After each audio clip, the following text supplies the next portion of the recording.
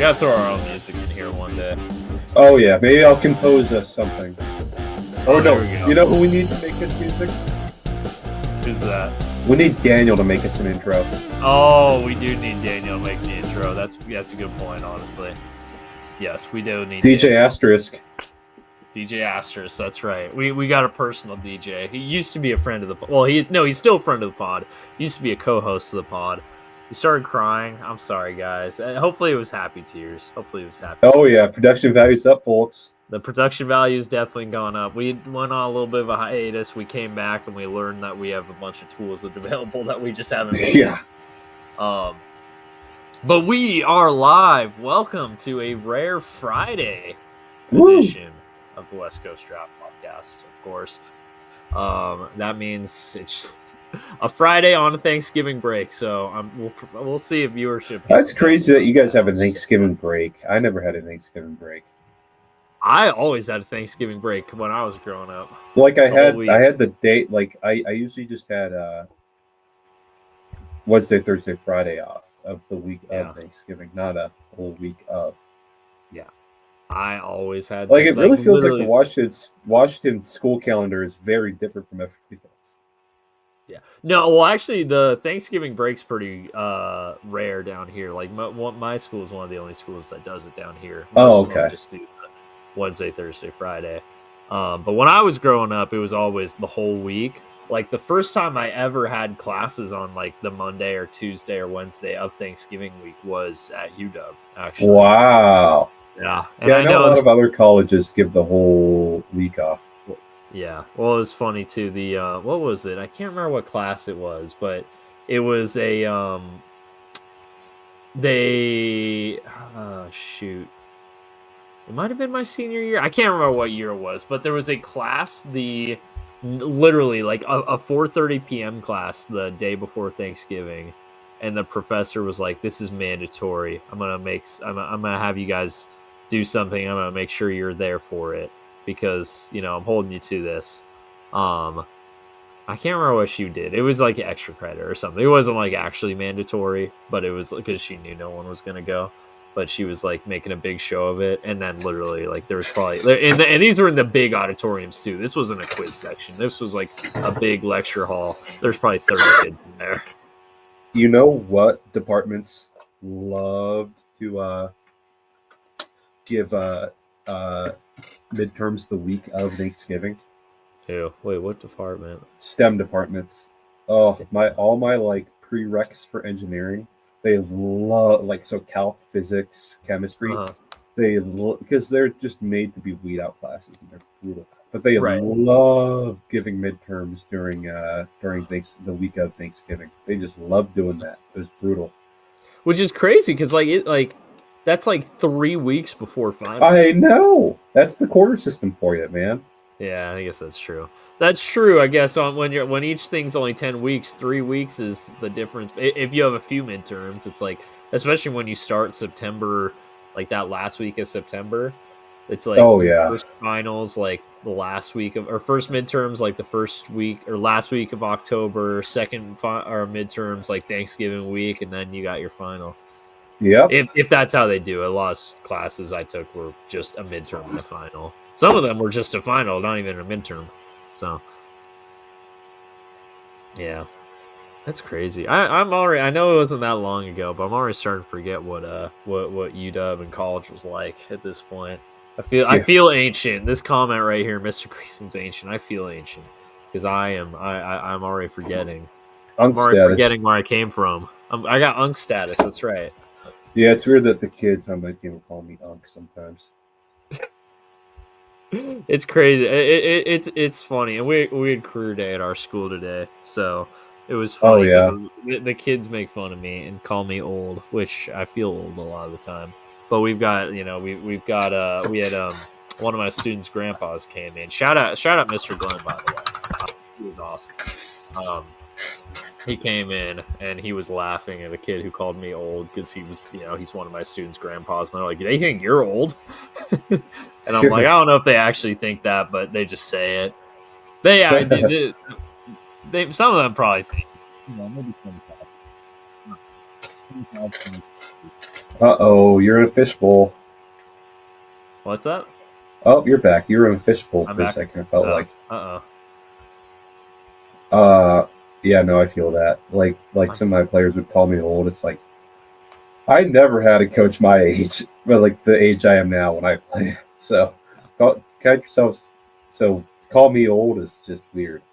And I think there's a little bit of irony to it. Like, if you were Oh, actually yeah. old, they wouldn't be calling you old. But because you're like, Oh, yeah. relatively young, they're not. They call you old. Our staff was really young. Our oldest staffer, mid-30s. Really? Wait, actually, no. We had one guy who was in his 50s. We did have one guy in his 50s, but he wasn't. Honestly, he wasn't consistently there though, so he wasn't part of the main core of staffers, is what I'd say. But like out of the core staff, oldest was mid-30s. So our head coach hired a young staff. Jeez, that's good. That's good. Hey, that's how you gotta relate to the kids with the younger staff. Oh yeah. Well, and like I remember when he hired me, he said he wanted to hire a young, hungry staff. Now, I don't think he got.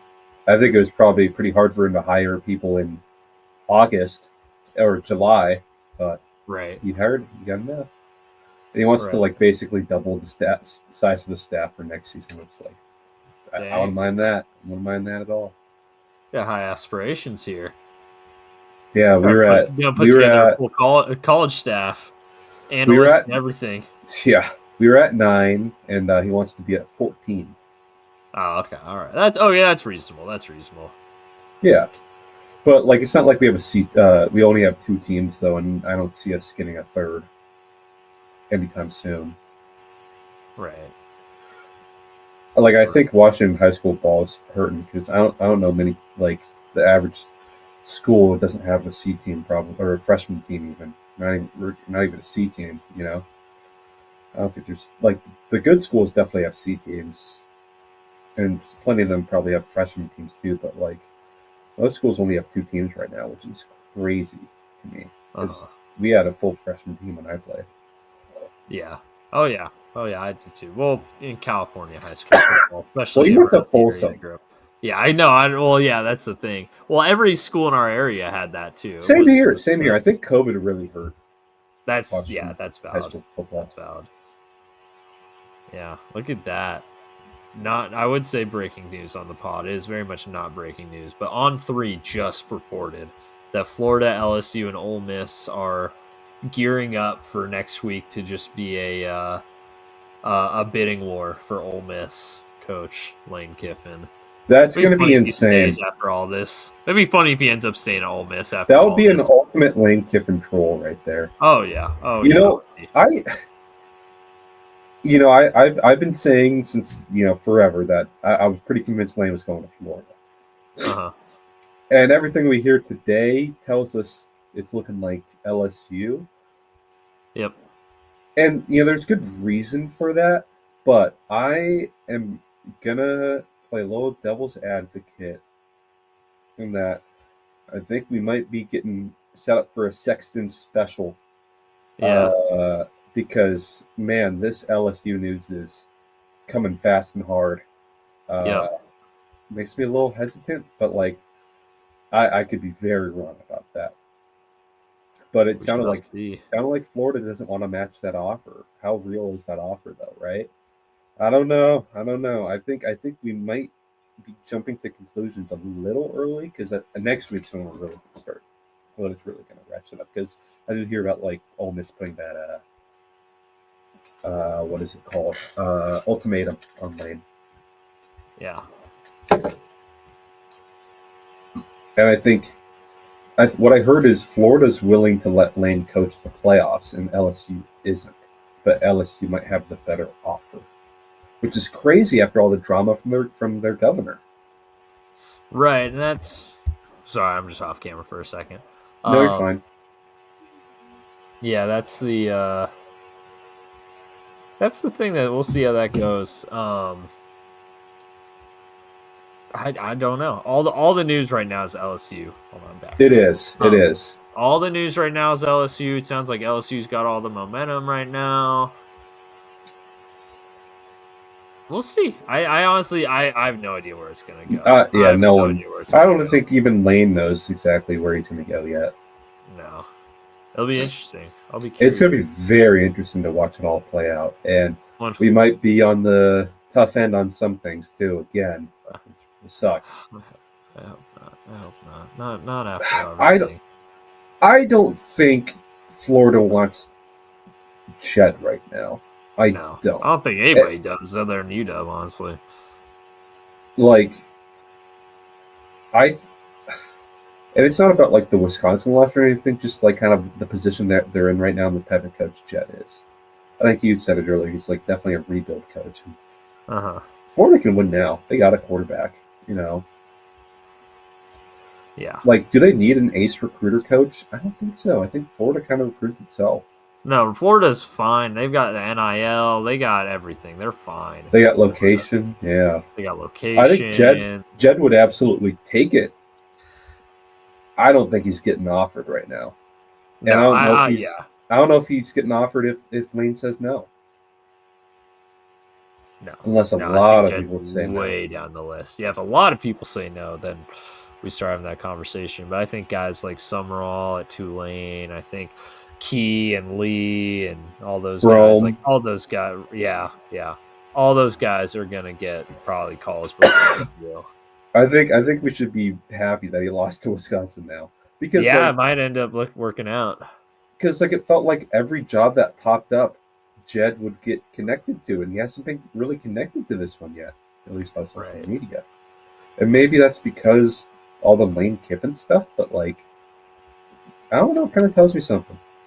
I don't know. Just give me Jed for 2 more years, and I'll be okay. Yeah. Just see the current vision out to fruition. Once DeMond is gone, then it's like, okay. Once we get, just let us get our feet under us in the Big Ten, okay? Right.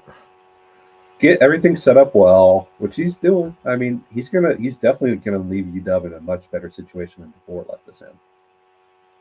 And if Jed leaves, I'm no way gonna be as sad as when DeBoer left, because DeBoer was just such a good on-field coach in a way that Jed is not, and that's fine. That's who Jed is, right? But right.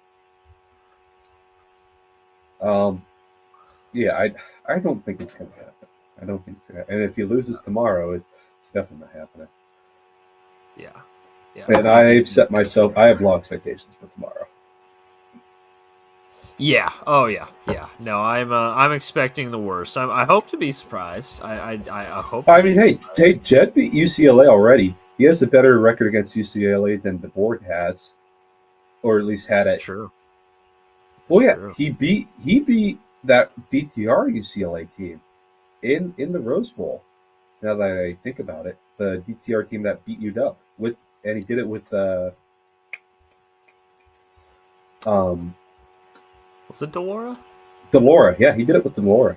Ah, yeah, that's right. It was Delora that year. Yeah, didn't even do it for FIDA. Well, he did beat UCLA. Yeah, he's never lost. No, 2021 he might have lost. 2021 he definitely lost that year because I think they won. He only one win. It was against Cal. I know that. So no, they beat NAU. No, they lost to NAU that year. That's right. Yeah, I know they were 0-11 and then they beat Cal. Okay. They did lose to NAU. Yeah, they lost 19-21 to NAU. Ooh, that's rough. Can't really blame him too much for that one. That was he had to do a lot of work with that one. Yeah. Hey, they won 10-3 against Cal though. That's so funny. Did that Cal team beat UW? No. That was that was the 1 year of my undergrad we actually beat Cal. Was that DeBoer's first year? No, that was DeBoer's second year. Last year. No, that was Lake's last year. Did we beat Cal that year? We beat Cal that year. Yeah, we beat both the NorCal teams that year.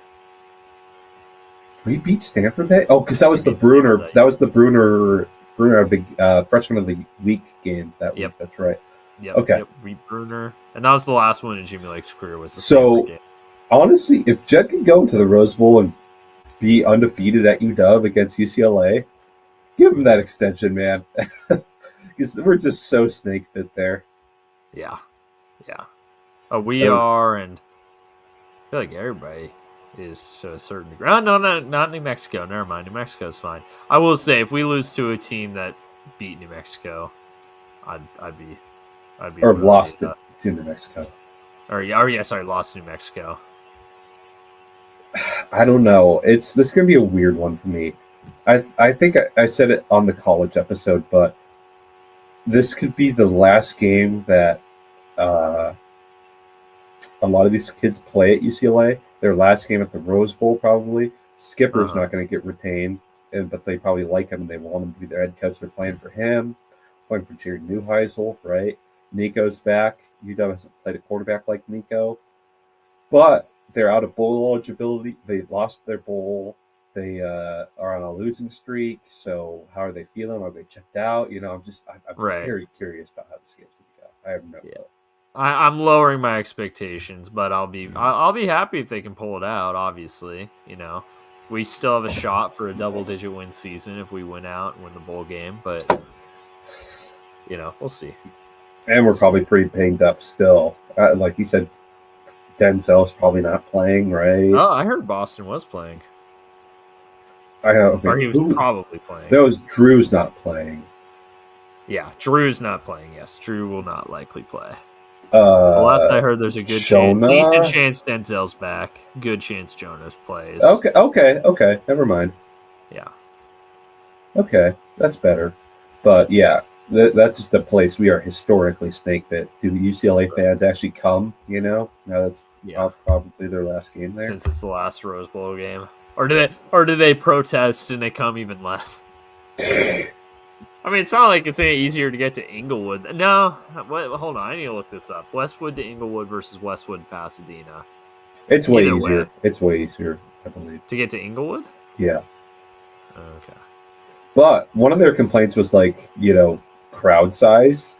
It's it's not like SoFi's small. Right. SoFi's one of the biggest NFL stadiums. No, that's a ridiculous UCLA. Here we go. You're still gonna have a lot of empty seats. UCLA to SoFi Stadium. Here we go. UCLA to SoFi is that's only a 30-minute drive. Oh yeah. Yeah. Versus Pasadena's way out there.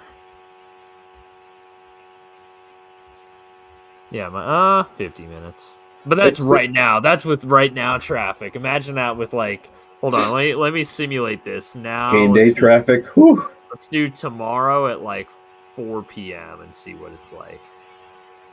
Or I'll do even 3 p.m. Tomorrow at 3 p.m. It becomes an hour and 5 minutes, which even that feels generous. Yeah. Let's do next Monday at, let's say 8:30 a.m. just to simulate traffic flow. Hour 10. Again, that feels generous. Anyone who drives in LA know that ain't accurate. Yeah. That ain't happening. So yeah, I guess that's a pretty solid difference there. That's a pretty good difference. Did you see what happened at FSU? No, I saw they probably lost. I didn't see what happened. They muffed 2 punts and lost because of that. No, that's brutal. That's brutal. FSU's so bad, dude. Yeah, I saw the last touchdown. Well, I saw FSU score the touchdown, get the 2-pointer, and make it a 3-point game. Well, actually, no, hold on. When I turned it on, it was 7-3 NC State. Then I saw the touchdown, the 2-pointer, and then I saw NC State score a touchdown to go up 10, and I think I turned it off then. Yeah, I did, because that was the final score. Dang.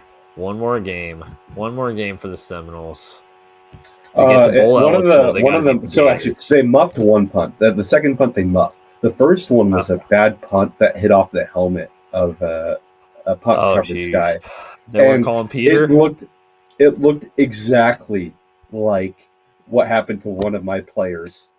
So a JV guy was playing special teams on varsity.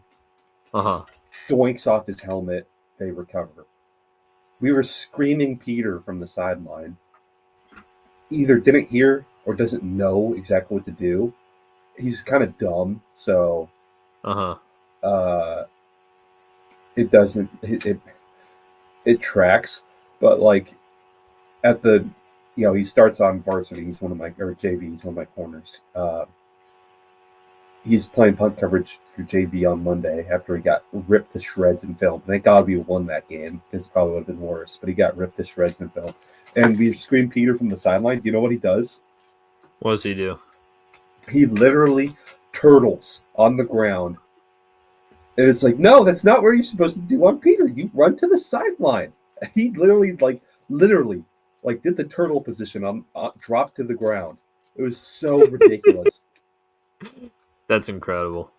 It's cool that Peter is very universal though.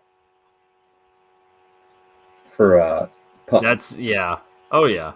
Like I think with my freshman coach when he told us Peter, I think he's like it's like from a Bible story or something. It was like I don't know which one you're talking about with Peter in it, man. It's like Peter threw a rock into the air and ran away or something. It's like I don't remember that one. Yeah, I don't. And I was raised Catholic, and Peter's pretty important.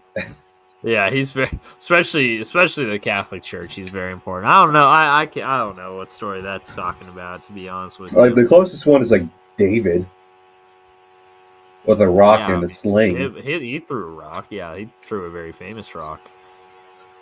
Very famous rock. But he was like very like hand wave. He was like, "Oh, it's about Peter," and he threw his rock in the air and ran from it. It's like, huh? I just remember being very confused, but like, whatever. Oh yeah, but I believe it. Peter is very universal, which is funny. Yeah, incredibly universal. Like, there's so many different like probably between like what Shanahan, McVay, and Kubiak run very similar things, but the verbiage is like the same, but also probably different, right? But there's one thing through every level of football that is 99% used by everybody, and it's Peter. It's very fun. The only other one I can think of is fire on a bad snap on a place kick. Yep. We had fire. Yep. Fire. Yep. We called fire at Newport. We call fire where I coach now. Those are the only ones I can think of. I can't think of any more. There might be some, but I can't think of any right now either off the top of my head. Yeah, there might be some, but those are like the most universal ones. There's Peter and fire. Yeah. All right, is it time to get into the recap? Let's do it, yeah. Ooh, we're good 23 minutes in. Pretty good. I think we already talked about Jets Patriots, didn't we? Yeah, we did. I was like, when did we podcast last week? Can't remember what day it was. All right, I think we had a Friday pod last week, too. I think you're right. You're right. No. We did the NFL on Thursday. Didn't pod NFL. Didn't pod college, you mean? Yeah. We didn't pod one. Yeah, no, we didn't pod college. You're right. Yeah, we didn't do college. We skipped college because we were upset still. Which is true. Behind the lens, we didn't want to do a college pod because I was so depressed from that loss. That was a brutal one.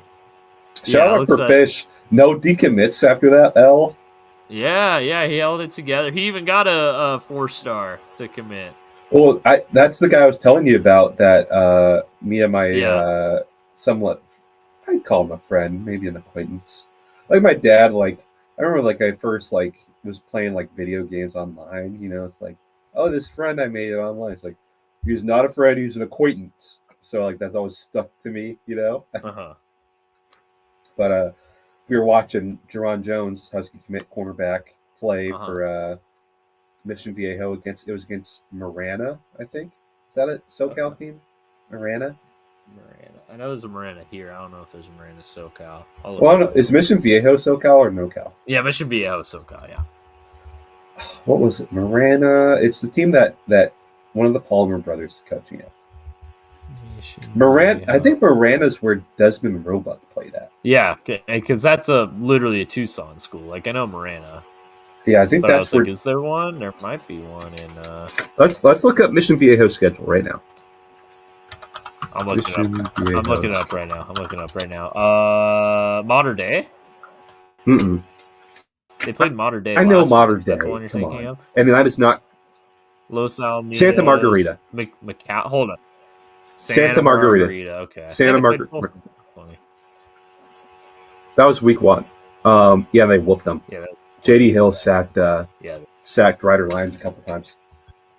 But I'm watching that with my buddy, and we're like, who the hell is this guy? He's kind of a terror out there playing D-line. And we look him up, and it's like, this guy's committed to NAU? And then, like, during that week, we see, like, Utah offered him. We're like, oh, here we go. This guy's about to blow up. He's starting to get attention. And he did.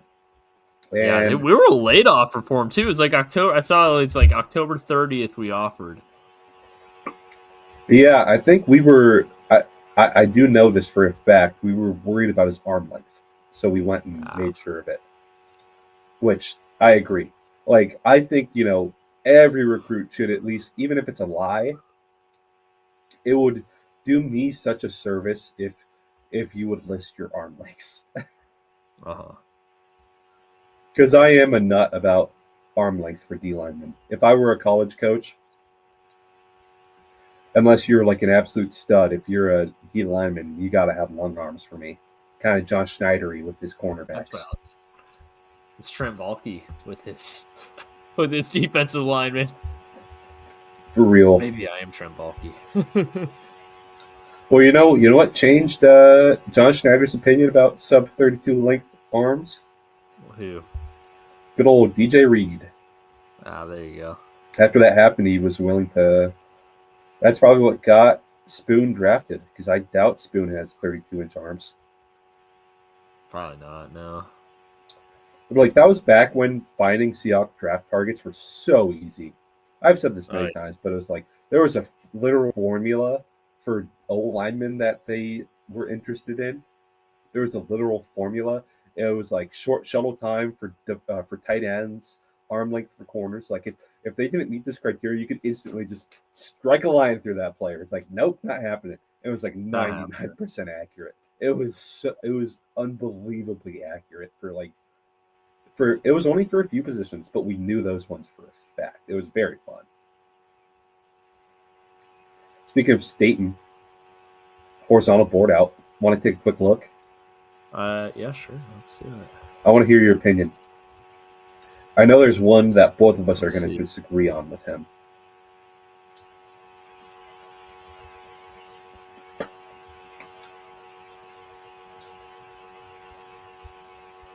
Alrighty. Just scroll down. You have to read the blurb.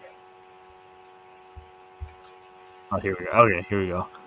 Right. Let's see. Does he have, Give us a zoom. Give us a zoom. Let's see. Let's start with offense first. That's as far as. Oh no, I can go first. So let's start with the blue chip. Yeah. He still believes in Nussmeier, buddy. I've moved on, Rob. I've moved on. Dang, he's got Taylor Green over Fernando Mendoza. Dang. He likes Taylor Green.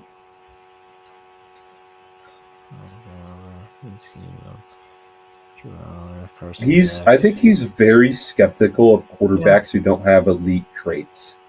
I don't hate his quarterback tier. I would Mendoza over Green's a little ridiculous, but I don't hate this. That's his traits thing. That's his traitsy thing. He's kind of like John Schneider. I don't think Mendoza's the most traitsy guy, but he's got a great head. He's got day 3 on Jonah. That's crazy. I can't blame him. If it was 2011, he'd probably be higher. Let's be realistic about Jonah. Evan Stewart. I like how he's even still there. Dude, he's not playing. He got the medical red shirt. He ain't coming out. Oop. Let's see.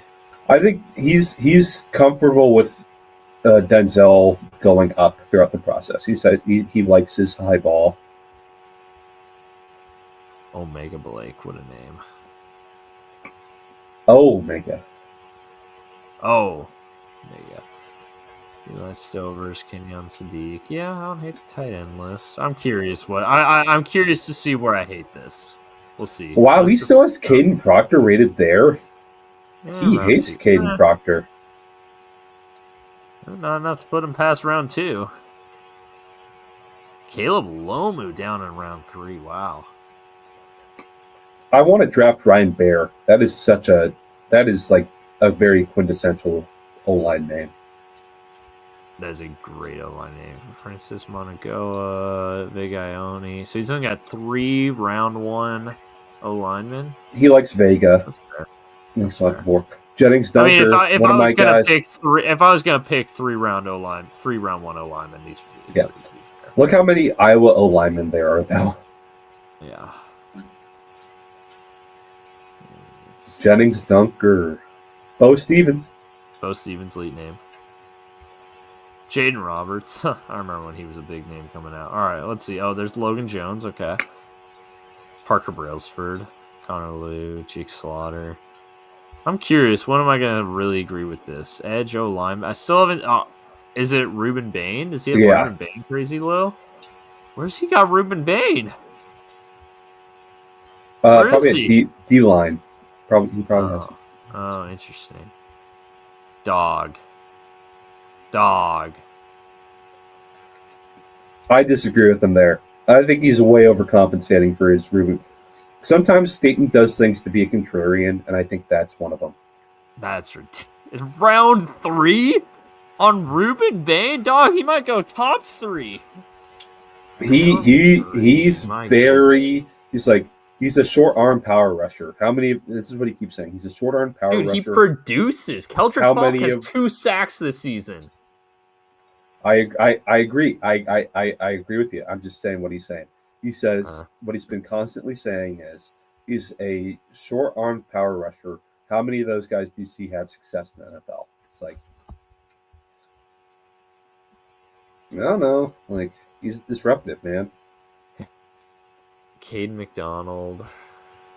I like Caden McDonald. I'm fine with this D line. I'm fine with this D tackle. He does not like Amari Washington. He doesn't. Nope. Where does he have TJ Parker at? Is he wow, he got where did he even have TJ Parker? Oh, I'm D end. Okay. He's got TJ. He's weird about that one. About like I like how he does it, but it can be confusing sometimes. Wait, where's he at? Look where he has Akeem Mesidor. Oh wow. Jeez, he hates Miami. Yeah. He's got David Bailey in round 3. He hates this edge class. My goodness. He's got 1 round 1 player, and it's Keldrick Falk. He hates this edge class. I think of all the positions so far, the only one where I'm like, dude, I cannot agree with this is the edges. Yeah. Everything else, I'm like, okay. The edges, I think he's tripping on. Arvell Reese's right about that, yeah. Jacob Rodriguez. Heisman Trophy winner, Jacob Rodriguez. Kelly Jones? I've never even heard of Kelly Jones, and he's a CB1? Hold on, Kelly Jones. Do I have him in my database? Kelly Jones. Am I discovering a new name? Kelly Jones. Holy cow, I've just been introduced to a new name, unless he's misspelling it. Hold on, Kelly... Yeah, no, I don't have a Kelly Jones in here anywhere. Look at that. CB1 Kelly Jones. Never heard of you, dog, but I guess I will soon. You know who I like a lot? I like Avion Terrell a lot. I think he'd be a really good NFL player. No, I agree. Keontae Scott. And then, obviously, Caleb Downs one. Yeah, if he had anyone other than Caleb Downs, the safety one, we would have had problems. I think his top 2 players are right, but he's just way low on Bain. So he's got, what, 4 blue chippers in the entire class? Yeah. Yeah. And not many round one guys. That's valid. So he's, you know what he used this article to do also? It's like, trade for Max Crosby, please. Okay, maybe this is going to be a hot take. I actually think it's a pretty good edge class coming up. Yeah, I tend to agree with you. I'm going to disagree with Rob stating on that one. I actually think this is a good edge class coming up. I don't think it's a good class in a lot of other spots, but I think it's a good edge class. You know where I think it's also sneakily kind of an all right class? Off-ball linebacker? That's not sneakily. That's obviously that's a good sneaky. class. Okay, that's fair. Okay, yeah. We've talked about that. I think like the depth at O-line's not bad. The top end guys, yeah, there's not as many, but I think there's a lot of depth at O-line in this class I kind of like. I think mostly interior. I think it might be a decent receiver class too. Not like amazing, but I think I don't think there's like a Jamar Chase or a CeeDee Lamb, but I think there's going to be a lot of guys between rounds 1 and 3 you're happy with. Next year's the class for the receivers. Oh, and the quarter. Well, no, not really the quarter. I'm just not going to bank on a good quarterback class until that actually happens. Until at it this actually point. comes about, yeah. DJ Lagway, develop, please. You were gonna be the one. You were the chosen one. You were the chosen one. You were supposed to be the finally have an elite quarterback prospect again. And then your sophomore year happened. It's okay. There's always this junior year. He just needs a good coach. And to forget how to do. Honestly, if Lane doesn't go to Florida, I think that would be good for Lagway. Honestly. Yeah. I don't think Kiffin quarterbacks are set up to be good quarterbacks in the NFL. Wow. Jackson Dart erasure. Has he been a good quarterback in the NFL yet? Let's be honest here. I think he's been good. How long is he? He's hardly played. He's been hurt. Starter for like 8 weeks now. His brain is dead. Okay, right now it is. He was named the starter against the Chargers. I don't think we can say that yet. I don't think we can. I love Jackson Dart, okay?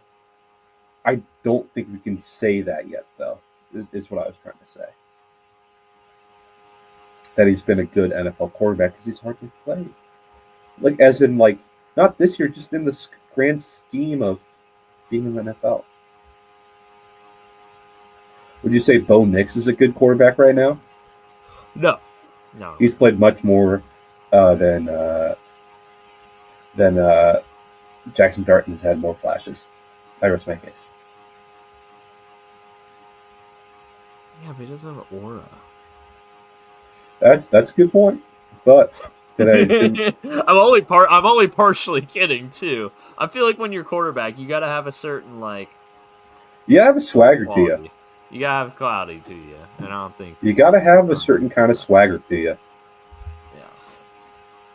Yeah. Wow, we are what 30. I said let's get into the recap 15 minutes ago, and I totally derailed us. That was on me. I totally derailed us. Washington, Miami. So, all right, I got something to say about this game, and I don't think this is a hot take because I saw most people agreeing with me on this. But as much as I love let's go for it. This,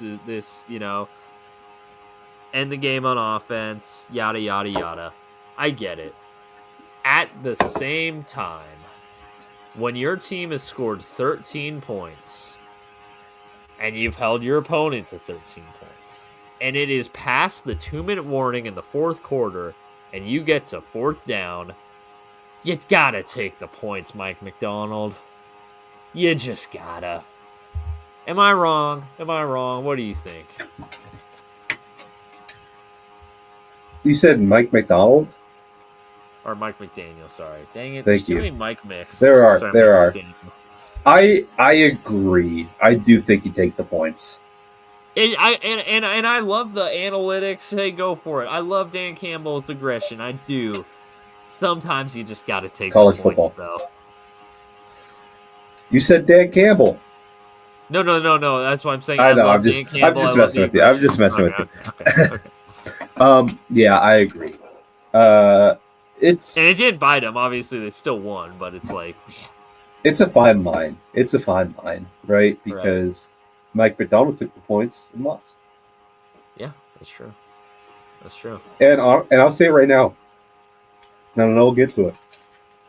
I think every time he took the points was the right call.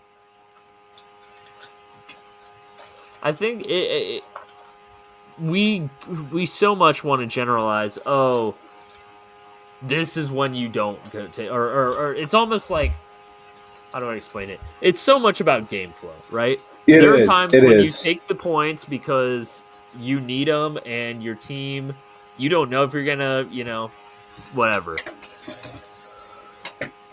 Football's not baseball. You cannot jam everything down. There's so many more variables and moving variables in football compared to baseball that you cannot jam it down into analytical decisions. They're a nice tool to have, but it should not be making your decisions.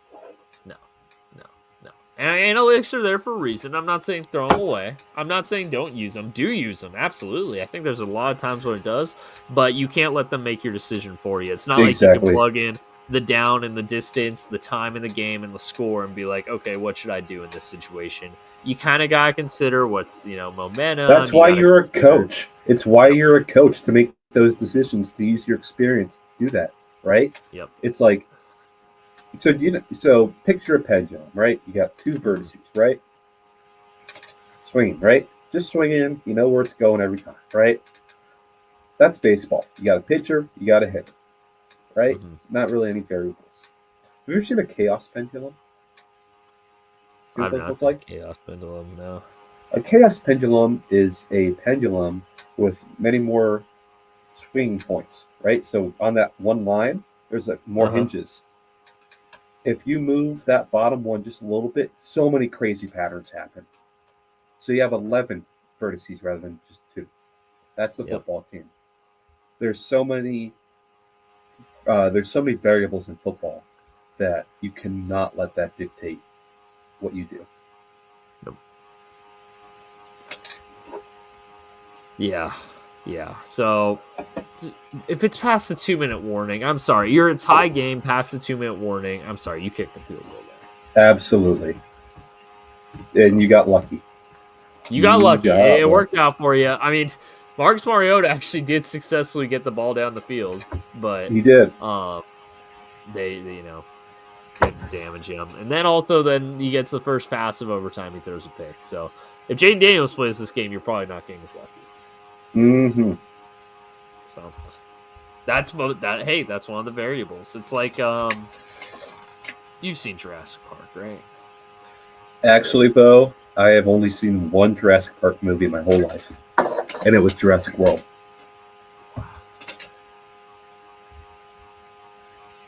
It's just something I never watched. Okay. You got homework this weekend. Yeah. While you're sick, get on whatever streaming service Jurassic Park is on. You gotta watch Jurassic Park. It is literally a modern classic. It might be Steven Spielberg's best movie. Like, I know everyone's like, oh, Jurassic Park, big, scary, dinosaurs, CGI. I think when I was a kid, it was a little scary for me. That's fair. That's fair. But I think I know the references, but I don't know the context. Yeah. I think the science and the philosophical discussion behind it makes it an extremely intelligent movie that kind of gets overshadowed by the CGI dinosaurs. So here's one thing I had growing up in a mountainous area that I don't know if you kind of grew up in a somewhat mountainous area, but you probably didn't have the same thing. I grew up in the foothills. Yeah. So in my school district had a ski school program all the way through high school. That on Saturdays, when you're in elementary and middle school, you take a bus up and get your ski lessons. That was great. All my friends, we all did it together. Great memories. When we got to high school, if you were advanced enough, you didn't have lessons, but you could take a charter bus up through the ski school, and you could just ski on your own all day. It was at the pass, right? So it was, easy to get to, right? Just 45 minutes away. Just the beauty of this area living here. So once we got charter buses, we had movies. That's the one time I saw a Jurassic Park movie. Was on a ski school bus ride. On Jurassic World. Was Jurassic World's not a terrible movie. We had like some awesome movies, and sometimes we had awful movies. You know what? Yeah. Think of one of the worst movies of the 2010s, and we did watch it. One of them. Cats. No. Good guess. I'll give you one more. Yeah. Give you one more guess because it's pretty funny. Can I get a hint? It was animated. A horrible animated movie.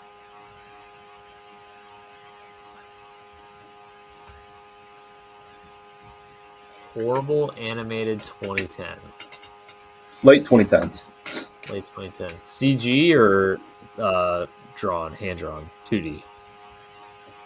CGI. It made news stories. Huh? What's up? It made news stories. No, that's a decent guess. It was the Emoji Movie. Oh no. That's a good pull. I completely forgot the Emoji Movie. Yeah, that was a really bad movie. That movie was horrible.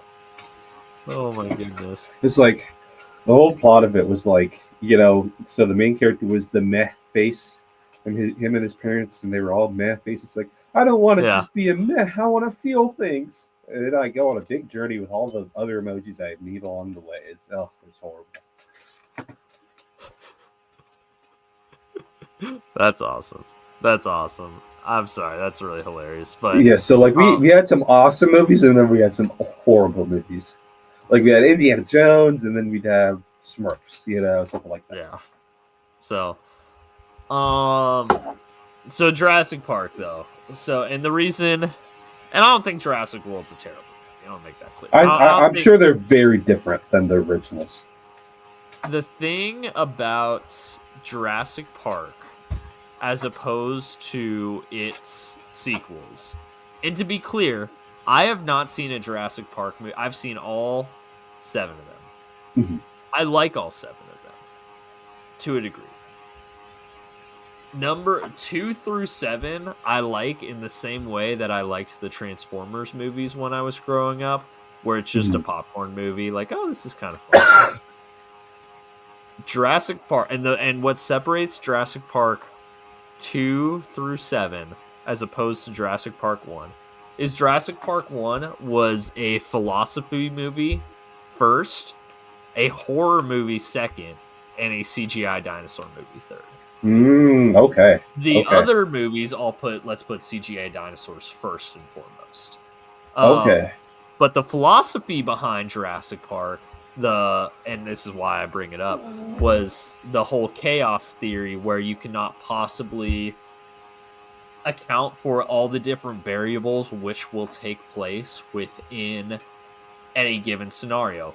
Example, hey, we're going to bring back dinosaurs from extinction. Oh, okay, so we're going to put them on this island. We say we spared no expense. However, we can't account for the fact that perhaps our lead scientist or lead electrical engineer security guy, he might be taking money under the table from a competitor. He might sabotage us. We can't account for the fact that, hey, we're building we're building our amusement park on an island in the middle of the Pacific Ocean. We could get a hurricane that hits us and takes out the power as well.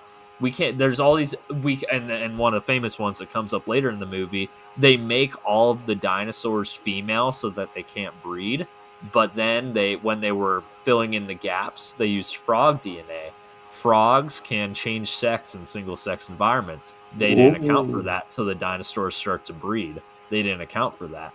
So it's all these things. It's this cascade of nicely done, Beau. That they did not account for, and that is where football is different from baseball. Yes, sir. I mean, I find a lot of those topics very interesting, right? You cannot play God, right? Mm-hmm. Like the philosophy behind that does sound very interesting. So I will give that a watch. It's a great movie. Genuinely, like all the other Jurassic Park movies are turn your brain off and just watch CGI dinosaurs. Jurassic Park, the best moments of that movie are when it's just 2 people sitting down talking. Yeah, genuinely. So just the first movie, not number 2, not number 3. Just three's the worst at the it's just CGA dinosaurs without any just the first one. The second one's okay at it, but the second one, not to say this is a bad message to have, but the second one gets very caught up in the environmentalist plot of it, we brought these dinosaurs back. It's our job to take care of them. And that just doesn't make a good movie. Animals. And it's fine. It's not a bad message, but it's not. It doesn't get you thinking. Probably doesn't make a good movie either. It's a fine movie. I don't know. I will say the end sequence where they bring a T-Rex to San Diego and it breaks loose is one of the most fun sequences in the entire series. I will say. Yeah. You know my favorite spoof of Jurassic Park? The Spy Kids movie. Oh yeah. Steve Buscemi saying do you think God abandoned us when he saw that? Oh yeah. Spy Kids 2 was one of my favorite movies. No, my favorite Spy Kids growing up is Spy Kids 3 Game Over. Oh, the video game one. That one's great too. Where George Clooney's the president. Yep, where George Clooney's the president. I think I'm going to take this to the next level. Is that Spy Kids or is that Shark Boy and Lava? No, that's definitely Spy Kids. Yeah, because Shark Boy and Lava Girl was Mr. Electric. Mr. Electric, George Lopez. But no, I think Spy Kids 2 was my favorite growing up because I loved the spliced animal island. I thought that was really cool. That was cool. There was and one of them was the tiger shark, which was a tiger with a shark's head. And when I was growing up, my two favorite animals were tigers and sharks. So hell yeah. Hell yeah. No, I love Spy Kids 3 Game Over. Are you the guy? Are you the guy? There have been so many iconic lines from Spy Kids 3. I will say, of all the meme lines to come, Spy Kids 3 I think it's got those students, go watch Spy Kids. You'll enjoy it. Spy Kids, yeah. Watch Jurassic Park, but maybe wait till you're a little older for that one. Definitely watch. They're old enough. They're old enough for Jurassic Park, but watch Spy Kids. I will say, growing up with much older siblings, I was watching Jurassic Park when I was 4 years old. So, dude, me and my twin brother, first kids of our parents, so we were definitely sheltered a little bit, and I had a police officer parent, right? And they were tech savvy, so they kept us in a bubble. They kept us in a bubble. No, these kids don't understand what it was like to watch a Disney Channel crappy movie. Luck of the baby, Half Court Miracle, Luck of the Irish. Luck of the Irish, great. Some great movies in there. You guys missed that experience. Yep. Streaming's ruined it. Streaming took away Disney originals, the horrible Disney originals, bangers. Bad movies, but they were fun to watch. Yeah, they were awful. But all right, let's talk about the second game. Yeah, goodness gracious, that was a tangent for this is how we know. This is how we know the cold medicine's working. I'm going all in on these sidetracks, baby. Oh, let's go. That's awesome. Carolina, Atlanta, the last game of Mike Penix's season. So sad. Yeah, went out. The football doctor said it didn't think it was going to be bad. David Chow. Yeah, you lied to us. David Chow also said that Joe Burrow is facing a 10-month recovery and he's going to be back in 2. So, David Chow thought it was at least IR for Ray. I genuinely trust David Chow in a lot of things. No one's going to be 100%. But no, I know we're just messing with it. As far as the doctors, the football doctors on Twitter go, and there's a lot. He's the best in the biz. Yes, yeah. And he did say he didn't think it was season-ending for Bray, which is I was shocked at that, and I'm even more shocked that it's no. I was hoping please let it just be IR. And he's questionable, not even doubtful, questionable.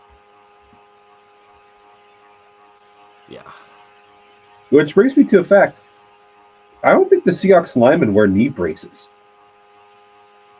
I don't think a lot of them. I don't think the Bengals linemen wear knee braces. Like, I don't think it's as big of a thing in the NFL. No, I think it's more of a thing in college. I don't think NFL teams do. I mean, I don't, at least on the outside. In college, you see they all have it on the outside. In NFL, I think if they have it, they usually have it like tucked in between their sock spats, whatever you want to call them. Yeah, pants. Because Sundell went down to something similar too, and he's on the IR. Jeez. So thanks a lot, Charles Cross, getting blown off your ass and getting Gray Zabel hurt. Wow. Let's see. What was I going to say? Penix went down. Penix went down. Carolina completes the sweep. They just have the Falcons' number, man. Yeah, Atlanta's fully officially cooked. I think 3-7. Their season's done. And they don't have a first-round pick. And they don't have a first. They're cleaning house, man. Yeah, and Raheem Morris is going to be gone. Terry Fontenot is going to be gone, most likely. They're cleaning house, and they should. Yeah. Man, I hate the Falcons, man. Yep. What they did, they massacred my boy. Kalen DeBoer, you are the next Falcons head coach. Yeah, I can see that. You see, there's a message board, and obviously you can't take message board geniuses seriously because it's mostly satire. The message board posts aren't satire, but message board genius is satire. Message board genius is such the perfect name for that account. Genuinely, it's hilarious. I love it. It's one of my favorite follows on Twitter. Oh, but they posted today that Kalen DeBoer's wife is genuinely afraid of Alabama fans. Can't blame and you. He's planning to leave, and I'm like, man, is it true? I don't know. Do I want it to be true? Yes. Could I see it being true? Also, yes. I remember when Kalen's wife did the most contrived, ridiculous Fox News interview after he got hired at head coach. Like, I went to the Nordstrom's and the cashier. I went to get red stuff for him. You know, he called me. We had a couple hours till the play got here, and the cashier said, "This is a purple." I was like, "Yeah, it's not." It's like, and he said to me, "Thanks for everything that you did for us." It's like, and the whole store collapsed. They're like, "Fuck you." Oop. And the whole store collapsed. That's a great. Well, that's what the story felt like. Is the most contrived BS ever. Yeah, no, dude. No one's gonna fucking recognize. I cussed. I'm sorry. No one heard that. No one's gonna recognize you in a store. No one's gonna recognize Kalen DeBoer's wife in a store. I'm sorry. I don't care how much you've shopped there. Some random. I know people who work at Nordstrom. They're not gonna know who the hell you are. Dude, I could see Melania Trump in a store and I wouldn't recognize her. Honestly, probably. Even if she was in their Hamburglar outfit, or it wasn't Hamburglar. It was a evil Tom and Jerry cat outfit. Oh yeah, probably still. Even then, even if it was like something that brought a lot of attention, probably okay. But like generally speaking, yeah, I just think she's some random Slavic woman, probably. Yeah. So and that's the point I'm making. I'm like Jill Biden, I wouldn't recognize. I feel like the only political wife, like George Bush's wife, I wouldn't recognize. I think I would recognize Michelle Obama. I think I would recognize. I think she's just. You know who you'd recognize? Another political wife? Who's that? Hillary Clinton.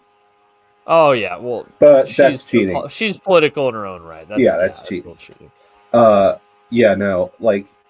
I feel like the only one I'd recognize would be Michelle, just because she was on TV so much, probably trying to get rid of soda in our school. She tried to get rid of our chicken nuggets.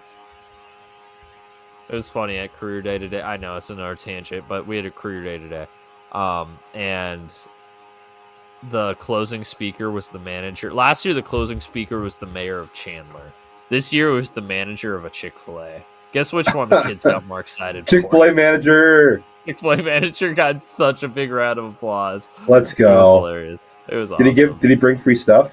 He did bring free stuff. Yeah, every kid Hell walked out yeah. of there with a free Chick-fil-A gift card, and then also That a few rocks. that volunteered got sandwiches. It was great. That rocks. That's awesome. Yeah, he knew the audience he was playing to. I Oh, gotta yeah. respect that. Did the mayor give a stump speech? I don't know. I don't remember. Because my god, when I was with my candidate in 24, in early in the season, we worked on the stump speech, and then every event, usually I get to the event early and set everything up and get everyone there, right? And she comes in, and this is very true for like state senator or not, like federal senators and like people who are like federal representatives and federal senators. This is much more true. We didn't have this too often, but I did help at those events. But like when she was giving her stump, man, she was so good at it. But I knew what was happening, what was coming word for word because we practiced it so much together. At the start of the year, she had that was it like 3-minute stump speech, right? If she's at any event she gets invited to, right, with other candidates or just kind of invited locally, you'll add a thing or two to it to fit the place. But she had a tight 3-minute stump speech, and she knew it by heart, man. I was wondering if the mayor was doing that kind of thing. He might have, honestly. No, it was mostly a Q&A session. Honestly. Oh, okay, that's cool. Yeah. I remember in my first year engineering class, they would get like it was basically career day every day, right? They'd get people in different fields to come talk about what it's like working there. Yeah. And you know who the most popular guy there was? Who's that? Out of the whole season. The guy who was like a systems engineer for Frito-Lay because he brought a ton of snacks, baby. There you go. Like a big cardboard box of a bunch of chips and candy. He started throwing them out. It was so hyped up. Oh, jeez, that's awesome. He knew his audience of starving college students. Yep. But that's what that reminded me of. Yeah, I didn't. It wasn't the same experience for sure. But when I was a freshman, I took because I was in a first year interest group as a freshman. That's what mine was too. Yep. Oh yeah, yours. Okay, so one of them was like a survey of all the different humanities courses, and I went in knowing I wanted to be a comm major, so I wasn't really taking it too seriously. But still had to go, still had to do the homework, get the credit, whatever. So it was just funny because every single class was just a different like professor from each major basically or department coming and talking to you about their department and this is why being a psychology major is so cool, this is why being an anthropology major is so cool. I'm just there like I'm here for the credit, dog. I already know I'm gonna be a comm major. The one day the comm department head came in and talked, and I was like, okay, I'm actually gonna ask you questions. Because this is relevant. Yep, it was basically the same thing, but it was just professionals rather than department heads. Yeah. So, man, we are really sidetracking today. That was for Carolina. We started talking about for career day on Carolina, Atlanta. Hey, I will say, the first Chick-fil-A was in Atlanta, Georgia. There's the connection. Dang. All right, Tampa, Buffalo. Wait, real quick though, Dave Canales, Coach of the Year? Nah. Not yet. He's Steichen. It's gonna be Steichen. Yeah, it's gonna be Steichen. But Canales putting together a great run. He's definitely safe. He does deserve some recognition though for making the Panthers good again. Maybe. Oh yeah, and Morgan too, Dave Morgan too. Deserves a shot for that. All right, I'm gonna queue up Tampa Buffalo and then go get some water if you want to talk about it. Yeah, I'll talk about it. What is going on with Buffalo, man? Well, one, the Tampa Bay defense is just not good. It's bad, which is crazy because Todd Bowles, you're a defensive coach, and like I think there's enough talent on that roster defensively too. It's just not working. Like I think it's very much a live by the blitz, die by the blitz kind of team. They're getting killed right now. They're probably one of the worst defenses in the league, and their offense is what's keeping them in games. I mean, I'm curious. I'm going to check over their schedule right now of like the scores they've given up, but It's probably pretty ugly right now. Tampa.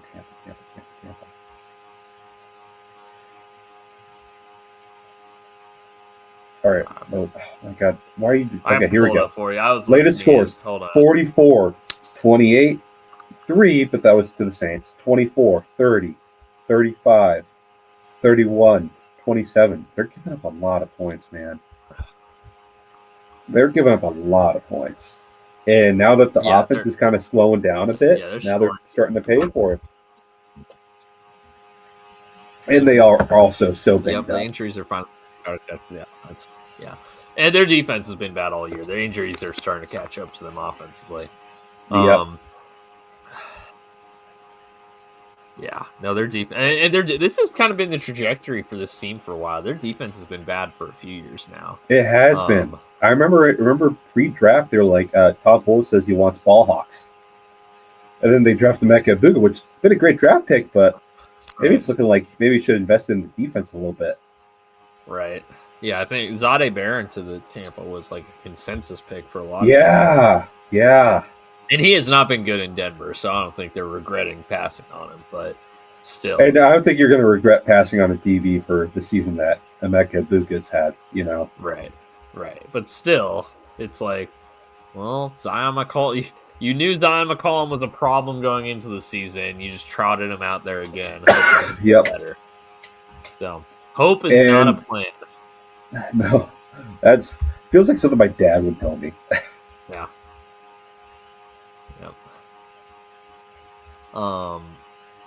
We'll talk about Buffalo a little bit more too, but they're just the ultimate bipolar team. But what a 10-day, 11-day period they've had where they lose to Tampa, or not Tampa, they lose to Miami, lose to Houston, but in the sandwich to that, they beat Tampa. Yeah. All in 11 days. I'm sure we'll talk about this, but I'm just going to prime you a little bit. Is it time to fire Sean McDermott? I think it's past time to fire Sean McDermott, but I don't think they will. You know who they really need to fire first, though? They need to fire both McDermott and Bean. Oh yeah, they definitely do. They need to fire Bean. Yeah, he's definitely mishandled that roster, which I should know about mishandled rosters. I know all about those. We haven't even gotten to the Bengals game yet, and I'm already taking shots. That'll be a fun one when we get there. I can't wait. Speaking of Buffalo, though, we'll talk about Buffalo when we get to the Houston game. But speaking of Houston, I should say. Bang, there you go. Recovered it. Beat Tennessee 16-13. It was kind of an ugly game. Sweep. It was an ugly game. Davis Mills did not look good in this one. Pulled it out in the end, and that's what matters, but it was ugly. And it's a division game on the road. Those are not They easy. are, yeah. So, I don't want to read too much into it at the end of the day. Houston's 2-0 in the past 4 days, so you gotta give them some credit for that. That's not easy to do. But I don't know with this Houston team, man. I just don't. I want to trust them because that defense is so good. But even against Buffalo, what? Seattle U beat Stanford. Oh, that's awesome.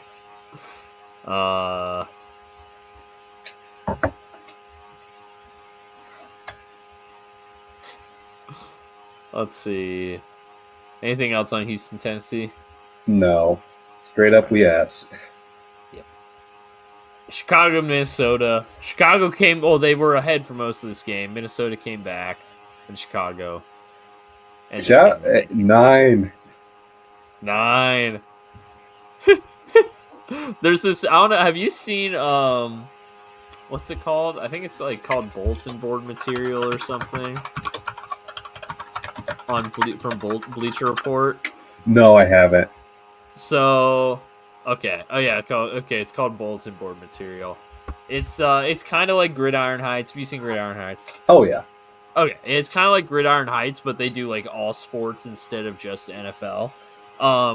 but they like reference the NFL a lot. So there was this bit in it where Jamar Chase walks up to Justin Jefferson, and they're like over the loudspeaker. It's like, please don't make over the nerdy kids as a dare.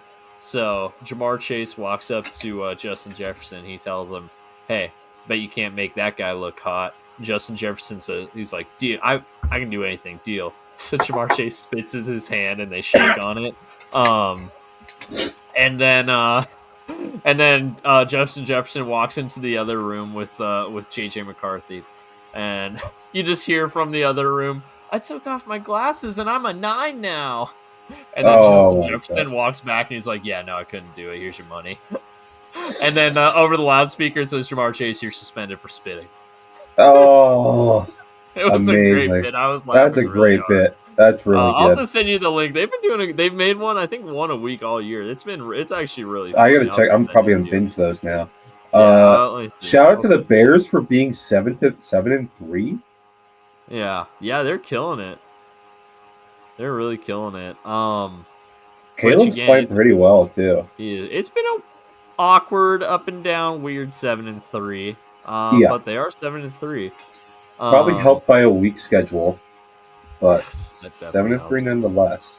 Right. I mean, you beat the Vikings, who beat the Bears, or they did. They did beat the Vikings, who beat the Bears, who beat the Lions. There you go. That's true. They also beat the Bears. They did. I wasn't wrong. In week 1. You weren't wrong. You're just referencing a different thing. That's all right. Yeah. My goodness, what a... And again, you're not exactly... Yeah, you're not playing world beaters here necessarily, but... You're what? That Cincinnati game, every time I think about it, it's just insane. That Eagles game on Black Friday is going to be fun. I know. Yeah, shout out Ben Johnson, man. Yeah, they should be going to, knock on wood, they should be going to the playoffs this year. Look at that. Daniel goes off the pod and the Bears stop being frauds. First season without Daniel, the Bears are he'd be talking about them so much. Man, he'd be talking off-season champs, 7-3 champs. They don't crown champs after week 11, guys. They crown champs. Oh, that's a good impression. Which the Detroit Lions will be in. That's a good Daniel right there. Oh man, we gotta get Daniel back, man. I miss him so much. Well, at least for a guest appearance. I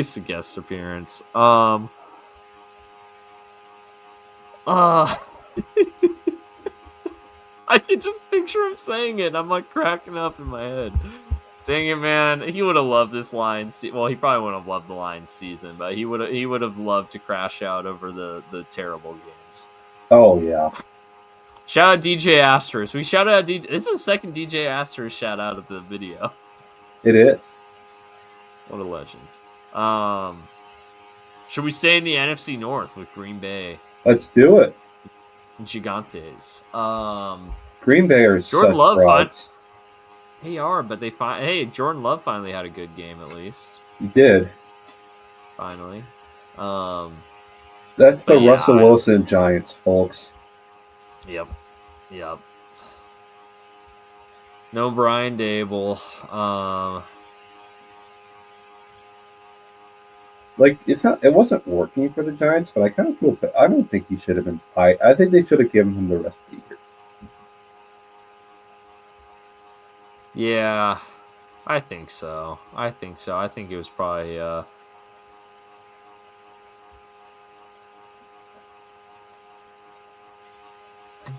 little early. But you see, they had something going before Scattaboo got hurt. They had a nice little rhythm going offensively. And they just I think one of the worst things you can do for a young quarterback is fire their head coach. Right. I think that's been pretty proven.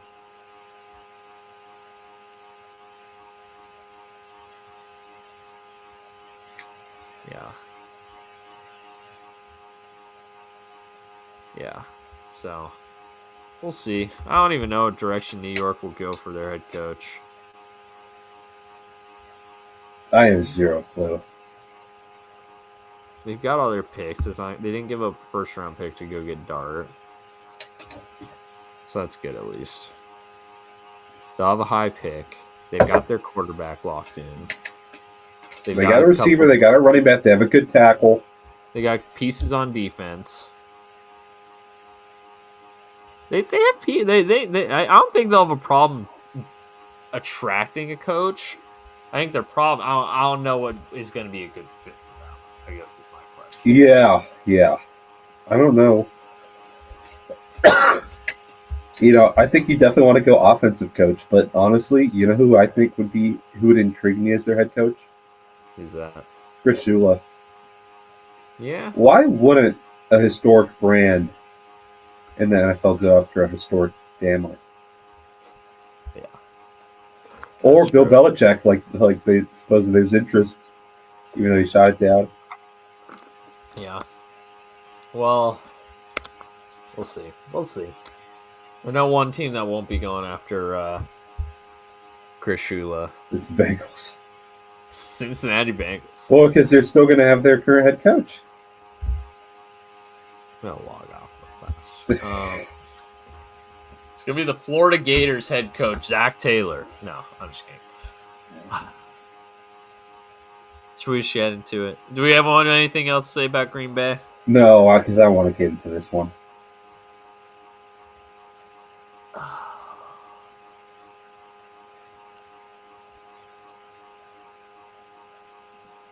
This team, man.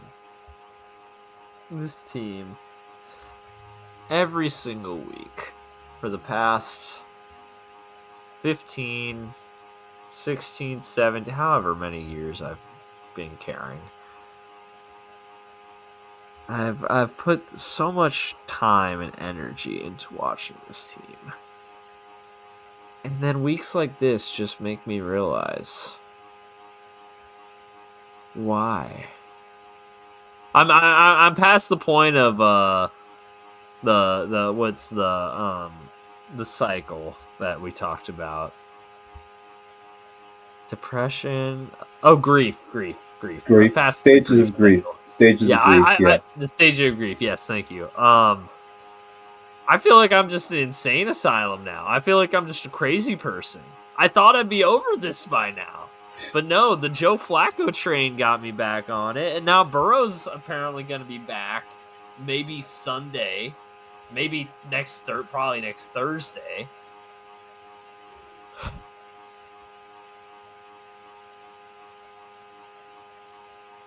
Is this what Stockholm Syndrome feels like? I just... Everything about this team right now pisses me off.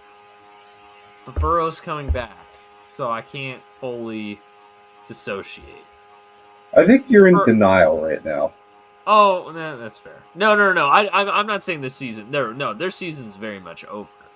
I'm with that. I know their season's over. Yeah, maybe not. Denial's maybe the wrong word for it. You're in bargaining. That's where you're in. Yeah.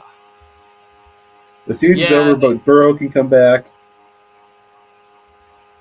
Yeah, there you go. That's straight up bargaining right there. That's fair.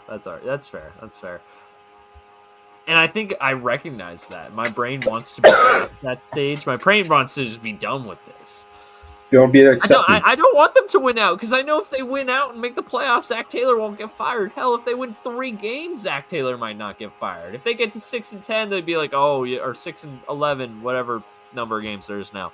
Oh, well, Joe missed 8 games. We can't fault you for that. Like, part of me wants Joe to come back, play awesome, but us still to lose the rest of our games and finish 3-14. I mean, there's a chance that happens with your defense.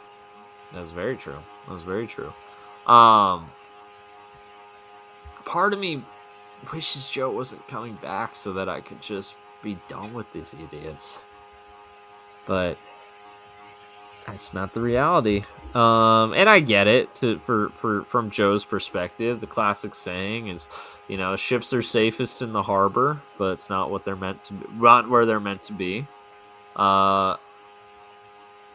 This is for all the people that are like, oh, Joe's being stupid by coming back and rushing the injury, or Bengals are being stupid. They're forcing him to come back early. Like, if the doctors clear him, if Joe wants to play, let's face it, he's gonna play. That dude's a psycho. He's not gonna. If he's healthy, he's playing, whether it's for his own good or not.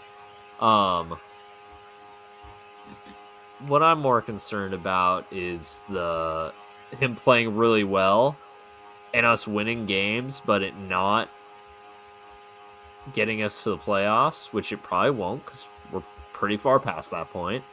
But playing well enough that no way he gets fired. That's what I'm more concerned about.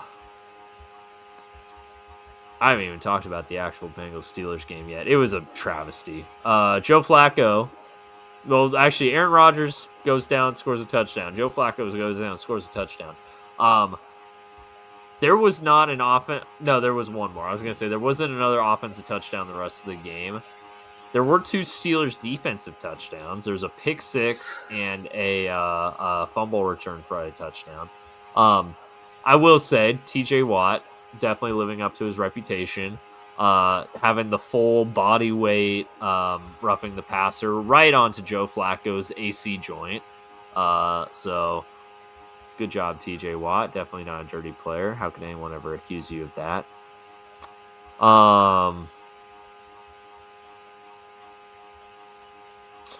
Yeah, should I talk about the Jamar thing? I'll talk about the Jamar thing. It was stupid. Don't spit on people. My goodness, so ridiculous. I'm not even mad from the Bengals perspective. I'm more mad from my fantasy team perspective, if I'm being honest. But so do not spit on people. A. B. Don't trash talk and cheap shot people if you don't want to get spat on, Jalen Ramsey. I'll just say that. Jalen Ramsey's always been a shitbird. He has it coming, in my opinion. I'm not going to ever condone spitting on someone. I will be very clear with that. Jalen Ramsey didn't exactly not deserve it, though. There you go. That's me. That's me towing the line. It's not like Jalen Ramsey was trying to break up a fight. Yeah, he's not exactly a saint. I'll just say that. He's a Steeler. Saints a completely different team. It'd be funny if Jalen Ramsey ever does play for the Saints. Yeah, I don't. It'd be funnier if Mike Evans played for the Saints. That would be funny. I'm sure there was lots of jokes about it back in 2011, 2012 when it was a big story. But we don't talk enough about how the fact that the team that did Bountygate was literally named the Saints. Yeah, there's some irony there that I don't think got explored enough. Yeah, I mean, back in the time, we were like 11, 12 years old, so it... Yeah, I had no idea what was going on. It could have been on there, and I didn't even notice it, but, it's pretty hilarious. Point being, don't spit on people, but also don't be Jalen Ramsey. Yeah. But also, he's hurting his own team, and now if Joe is back on Sunday, he won't have his number one target to throw to. Which, hey, invest in T. Higgins stocks if that's the case. Stonks. Which he's actually been having a really nice season. He has been. I don't think people talk about that enough. No, he's been having an awesome season. Knock on wood. Yeah, we'll see. I don't know. I don't know with this team. Everything they do. Time to fire Golden. Would you fight? Oh, 1,000%. They should have fired Golden after the Jets game, and then they really should have fired him after the Bears game. He's the defensive grub. Yep.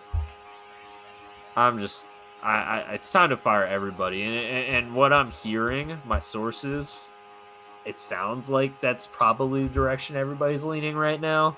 But, there's 7 weeks. I think the reason that they're bringing Burrow back is because, A, he came out of his recovery hard and if he's going to be cleared. The doctor's the one that's going to clear him. It's not like Zach Taylor's like, get out there. Fire the team doctor. Yeah, no, I think... I love how Message Board's genius is like, iconic line is always fire everybody. Yeah. It's true. Hashtag fire everybody. Hashtag fire everybody. But no, on that topic, though, I genuinely think that right now, Joe coming back is sort of like, everything going on. The next 7 weeks are Zach Taylor's audition to keep his job. Yeah. So, we'll see. I hope he fails. If Zach's gonna, you know what? If Zach's gonna stay, Duke Tobin and Al Golden need to go. Yeah. What about the special teams coach? Special teams actually hasn't been bad. Which is fun. You know what's funny? The Bengals have the worst missed tackle rate in the league on defense and one of the top 5 best on offense. What? Or on special teams. Okay, I was about to say on offense, like, you guys throwing a lot of picks or something. Yeah, Jamar Chase is insane. Actually, Jamar Chase has more tackles on the season than Shamar Stewart does. Oh, that's rough. It's not great, Bob. How many pressures does Shamar Stewart have, though? Let's find out. I actually don't know off the top of my head. Let's find out here. Let's see. My goodness. He's got 2 solo tackles. Jamar Chase had 3 against the Lions alone. Oh, ESPN doesn't track solo tackle. It doesn't track pressures. Hold on. It's Pro Football Reference. Let's see. He's got 1 QB hit. It's not pressure. Let's see. PFF probably tracks that. Where's PFF here? There we go. Yeah, Shamar Stewart. Yeah, PFF will track this. Let's see. Passer overall grade 36.9. Pass rush grade 55.4. Run defense grade 28.3. Oh. Hurries 8. Total pressures 8. We got a lot of pressures in college. Yeah, he's been awful. Who could have seen that coming? Not us. Such a terrible pick. I'm so ready to punt Duke Tobin into the frickin' sun. You know what? Just for the Shamar Stewart pick alone, I hope Burrow plays very well. I do hope Burrow plays well because I love watching Joe Burrow play. I hope he plays well and they still lose. I hope they lose every game 55-52. And I hope I'm depressed after every single one because I know 7 weeks of depression are worth it for Duke Tobin to be fired. They are. 7 weeks of depression I can put up with if it means I get salvation awards. Anyways, Chargers Jags. I don't have a lot to say about What is this Jags team? What is this Chargers team? True. Both these teams are weird. Well, I think there's more of a rationale for the Chargers than their woes. Yeah. Because their O-line is just brutal and now Herbert got hurt. That's true. That is true. Jaguars are just all over the place, man. Just like how Liam Cohen says Duval. Duval.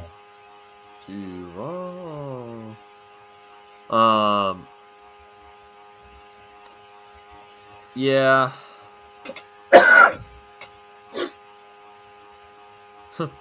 Yeah, this Jaguars team. I don't know. I don't get it. I mean, I guess credit to them for responding after they absolutely screwed the pooch against Houston. Dude, they'd be 7-4 right now if they didn't blow a 17-point lead against Houston. Like they'd be like in the driver's seat to be like the 5 seed in the AFC. Yeah. It's Davis Mills of all people. Yep. So I don't know. Hey, they're undefeated with Davis Mills at 3-0. Wow, Davis Mills better might than earn himself CJ a nice little Stroud. contract. Yeah, Davis Mills might earn himself a nice little contract this offseason, actually. It's going to be this year's Sam Darnold. So, Honestly, kind of. He's played well. yeah, he has.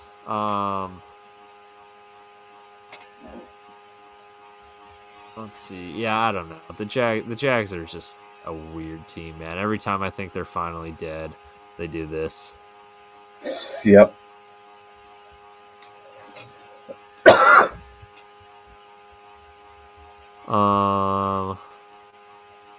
All right, are you ready to talk Seattle?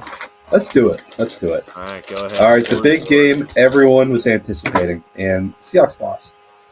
That was a tough one. Sam Darnold has by far worst game as Seahawks, and the turnover problem came up again. It sucks. 4 picks. Most of them weren't very good picks. It was bad. However, I'm not down on this team in any way after this loss. You play a really good team. Huh? Nor should you be. No.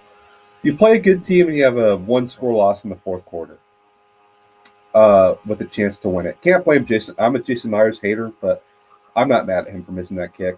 That's a tough ask. That's a really tough ask. I'm proud of how the team won. The defense was awesome. You held Sean McVay, who's been run up the scoreboard at 21, and 2 of the touchdowns came on very short fields. You put a lock on his 13 personnel that the media wouldn't shut up about. They didn't do anything in that set. Stafford had his worst game of the year by far. He was missing dudes left and right. He was getting scared of the pressure. Run game, I think, looked its best it has all year against a team that is pretty stingy against the run. I'm pretty happy with how they played when they gave up 4 picks. It was still this tight, I think I would have been really pissed if we lost Grace Abel. Thankfully, we didn't lose him for the year. That would have been really bad. Chris Shula had a good game plan, but here's one thing that is frustrating to me. And you might have seen me tweeting about it, getting into fights with a few Rams fans on Twitter about it. The media is just slobbering over McVay. It's like, oh my gosh, amazing game decisions and this and that and blah, blah, blah. It's like his offense kind of got shut down, and they barely won against a team that threw 4 picks. I think we're going a little overboard here. Mike McDonald has had Sean McVay's offense's numbers. His offense just hasn't gotten up to where it needs to be. I'm excited for the next 2 times we play them because we're definitely going to play them in the playoffs. I'll tell you that right now. People are like, now everyone's just hating on the Seahawks. Sam Darnold's back to it. Who knows? Maybe he will be back to same old Sam Darnold. But the team has his back. Ernest Jones certainly has Sam Darnold's back. F you if you doubt Sam Darnold. That's pretty awesome. And let's be real here. That is not a full-strength Seahawks team. Julian Love out really hurts us. And we've been doing okay without him. Just can't throw 4 picks. Sam Darnold, fix the turnovers, and we'll be a pretty damn good team. And then he missed a touch. He underthrew a touchdown to Rashid Shaheed, too, man. Ugh. But the run game's coming together, man. It's coming together. I don't know. Just got to clean it up. The loss is what it is. Didn't play good in a big game. And now people are like, Mike McDonald's never had a signature win. It's like, I don't really care. That doesn't mean much to me. I think he's a good coach. But yeah, I mean, it was a fun game to watch. And we did not deserve to win that game at all. The fact that, also shout out to the Rams punter for probably the game-winning punt. How he got that down to the 1 was incredible. Shout out to him. Oh, yeah. In my concerns, that punt won them the game. Yeah, it did. I mean, red zone wasn't good enough, and we threw too many picks. That's just it. Defense did their job. Yeah, defense had a nice game. Yeah, I'm with you. It was a fun game to watch, though.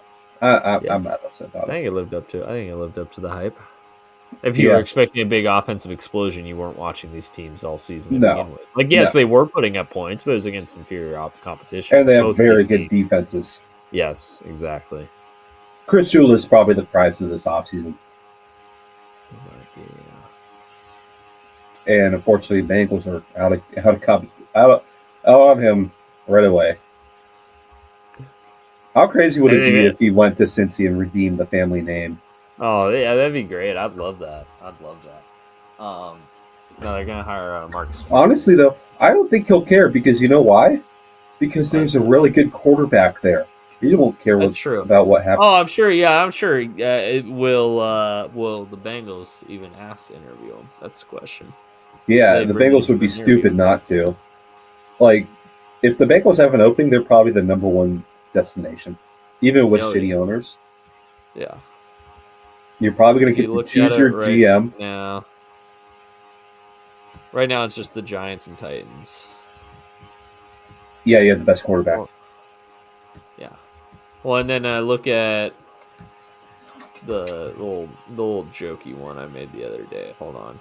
Teams that will probably fire their coach: Dolphins, Falcons, Browns, Cardinals, and Bengals. Like, if you're a defensive coach looking at the Bengals, you're like, wow, my offense, especially if I keep pitcher, I got an OC, 2 awesome receivers, and a quarterback all ready to go. That's pretty. I think that's pretty intriguing to a guy like Shula. Yeah, I think the only thing that could throw a wrench in things if like Harbaugh in Baltimore decides to leave, or they have a mutual parting the ways, or he retires, or whatever might have you. That'd be the only chance they're not the most. Or the Bills. Or the Bills, right? I'd still take Burrow over all of them. Yeah. Yeah, we'll see. But I mean, that's like you'll get really good college coaches interested too. Yeah, I'm like, get Marcus Freeman in here. Yeah. They loved Al Golden so much, but they should have hired Marcus Freeman. Would Marcus Freeman keep Al Golden? Is that we got to worry about that? If the owners don't weird out coaches in interviews, it's going to be a very attractive destination. Right. Oh, yeah. That's like the biggest concern for a top coach leaving somewhere. It's like, is the quarterback situation okay? Oh yeah. Very rarely. There you go. I almost said very fewly. Very rarely do you get a top. I mean, even being pessimistic, a top 5 quarterback, arguably top 3, arguably top 2, arguably top 1. Very rarely is that guy's coach going to be. Very rarely is that guy going to be on the market as far as coaches. Like if you're a defensive coach, you do not have to worry about your offense at all. It's ready-made. It's ready to go. Yep. All right. We got to get moving, man. It is an hour 38 in. San Francisco, Arizona. I can't wait to talk about the coaching carousel. Hopefully the Bengals are part of it. That's all I'll say. I don't. At this point, I don't want to say anything. It sounds like that's where things are going, but I don't want to say anything and jinx it, San Francisco, Arizona. San Francisco takes care of business. Michael Wilson had an insane game in this one. He had 33 fantasy points. Jacoby Brissett broke the record for the number of completed passes in a game of 47. Wow.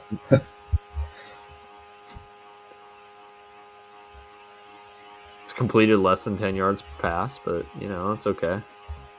Threw for 500 yards and they still lost by 19 points.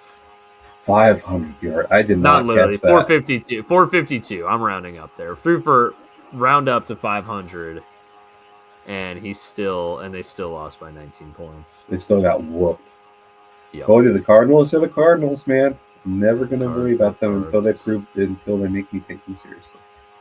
Yep. Ravens, Browns. Browns were in control of this one for a while until Shedeur came in. If Dylan Gabriel doesn't get hurt, the Browns might win this game. Shedeur was so bad. Shedeur looked rough, man. And all the people making excuses. Oh, he didn't have any reps with the first team. Oh, how could you judge him? He He's the backup quarterback. He's not supposed to have reps with the first team. That's not what the backup's job is. Also, he looks worse with better talent around him? What? I get it from a chemistry standpoint. I get you want reps with the first team. I'm not laughing at that necessarily. But, like, he played for the entire second half, basically. He looked worse by the time the fourth quarter rolled around. He looked worse as the game went on. Threw an awful pick. Got the Ravens back in it because of that awful pick. Shedeur looked terrible. Lamar looked terrible, too. The entire Ravens offense looked terrible. This Browns defense is no joke. They paid Alex Wright. They did. It's a bummer because I was hoping he'd fit free agency. Yeah. Yeah, Ravens are back. They're 5-5 now. Are they going to win the division? Yeah, probably. We'll see. I don't know. I hope not, but it's them or the Steelers. I don't know. It's probably gonna be Baltimore again, but they suck this year, so they'll be a first round exit. Jeez, UNLV's whooping on Hawaii. What's the score? 38-10. Oh boy! Dang. Probably pretty hard for Hawaii on a Friday night game. That's valid. Although they go forward a few hours, so it's like 5:30 their time when UNLV. Yeah, but you still got to travel, though. That's the thing. Yeah, it's valid. Yeah, that's true. All right, Kansas City, Denver. The Broncos are the most Denver is fraudulent. this year's Chiefs team. Dude, Denver is this year's Chiefs. They're winning all these one-possession games against teams, but they're 9-2. Yep, they're fraudulent but winning. And the Chiefs are 5-5. Every time I'm like, the Chiefs are gonna figure it out. They'll be fine. They're 5-5. There's only so many playoff spots. I think they'll still be in it. If they miss the playoffs, does Andy Reid hang them up? He might. I don't know. Travis Kelce said he might. He should. Travis Kelce's is not been good this year. He should hang him up. Yeah, hey, they played the Colts this week. Hold on. I'm gonna do a little projection here. So their Chiefs are 5-5 right now. Their next games are the Colts, Cowboys, Texans, Chargers. Okay, they've got 2 or 3 pretty easy games at the end. But these 4, even the Cowboys, who aren't necessarily great, can put up points.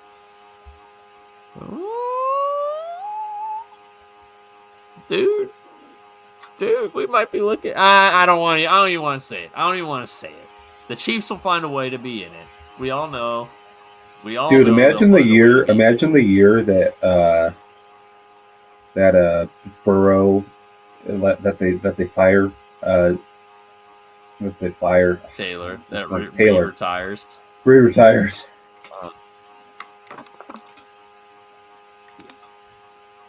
That'd be my luck. That'd be bad luck. Oh, you know what would happen? They would have the number 1 head coaching option in their back pocket, ready to roll. And then Andy Reid would announce his retirement, and then he'd go to Mike Brown and be like, "Actually, I'm going to interview with them before I sign any paperwork." I think they can you know who wants that job? I know for a fact he really wants that job. No, although he would. Dan Lanning really wants that job. Oh, dude, let him have it. Hold on, wait a second. I need to check something here. I really don't think it matters who the head coach at Oregon is, though. No. Oh. Do you know where Marcus Freeman is from? Cincinnati? Dayton. Basically. Ooh. Do you know where he was the defensive coordinator?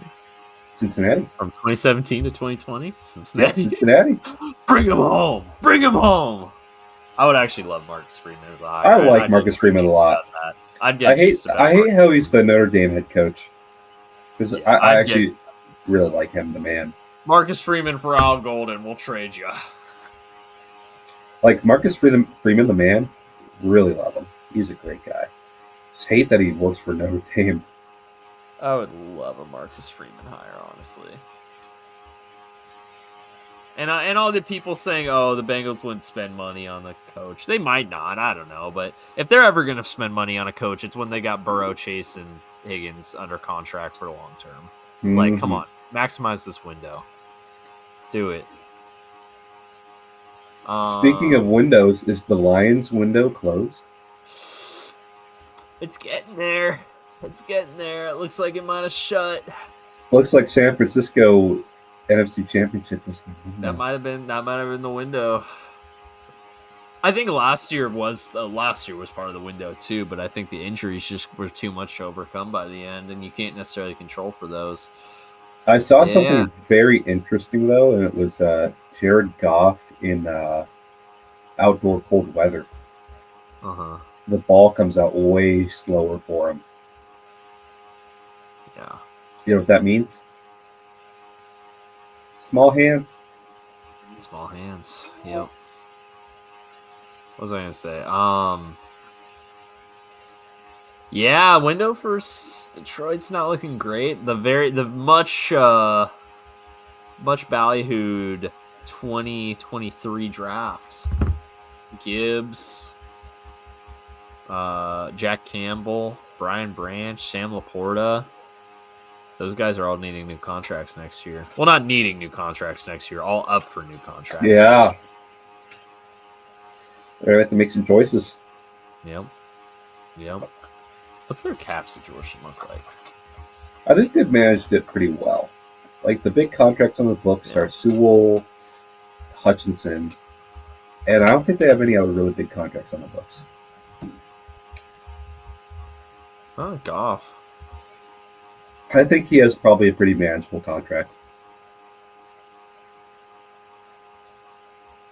Is it a movable contract? I mean, I don't know That's how much. The question. I don't know how much better they can do. For 20, they only have $5 million in cap space right now. Really? They only have $5 million in cap space right now. Who's taking up all that space? Goff is taking up $69 million of it on his own. Almost $70 million of it. How is he taking up that much space? I take that back. Amon-Ra St. Brown's taking up $33 million in cap space next year. Jeez Louise. You can't sign draft picks with $5 million. Lee McNeil's taking up $28 million? Oh God. That's a bad. He's gone. Oh yeah, they can get out of it for, let's see. Oh yeah, they can get out of it with only, as it post June 1st, it'll only be $8 million against the cap. Yeah, he's gone.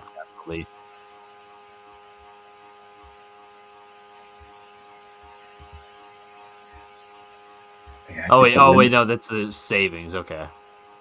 I think the window's save closed. $8 million. Yeah, it doesn't look so good. And they'll restructure, or it'll be more than $5 million by the time we get to free agency. But it's not looking good. And it's not a good place to start. No, it's not a good starting spot. Yeah, shedding salary is never where you want to be if you can avoid David Montgomery might be up for question. Yeah, they might want to start trading guys. Taylor Decker. They might be on the phones or not on the phones. They might be in some backroom meetings during the combine trying to get some trades going. Yeah, because there's some contributors, but they need space. They need it. Oh, you know who they should hire as OC? They should get Mike McDaniel. Oh yeah. Oh, that'd be fun. That'd be fun. But does he fit their identity? Absolutely not. No, not at all. Not at all. But it'd be fun. Then again, I mean, Mike McDaniel would be able to work with those pieces. If he can work with Tua, he can work with Jared Goff. But I don't think Campbell would. Campbell wouldn't like the quirky, Napoleon Dynamite humor. You know what I mean? Yeah.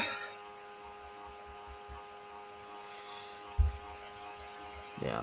What was the movie that he and Tua watched together? It was MacGruber. Speaking of Tua, you see that he wants the NFL to have a Jerusalem game. That won't go poorly. Oh goodness! Oh yeah, that's pretty on brand for him. I'm not surprised he said that. Well, I am surprised he said that, but there's a reason he doesn't work for the NFL because that would go very poorly. That doesn't sound like I did not see that, but that does. Yeah, I don't know about that one, Chief. All right. Philly won again. They keep winning. I don't know.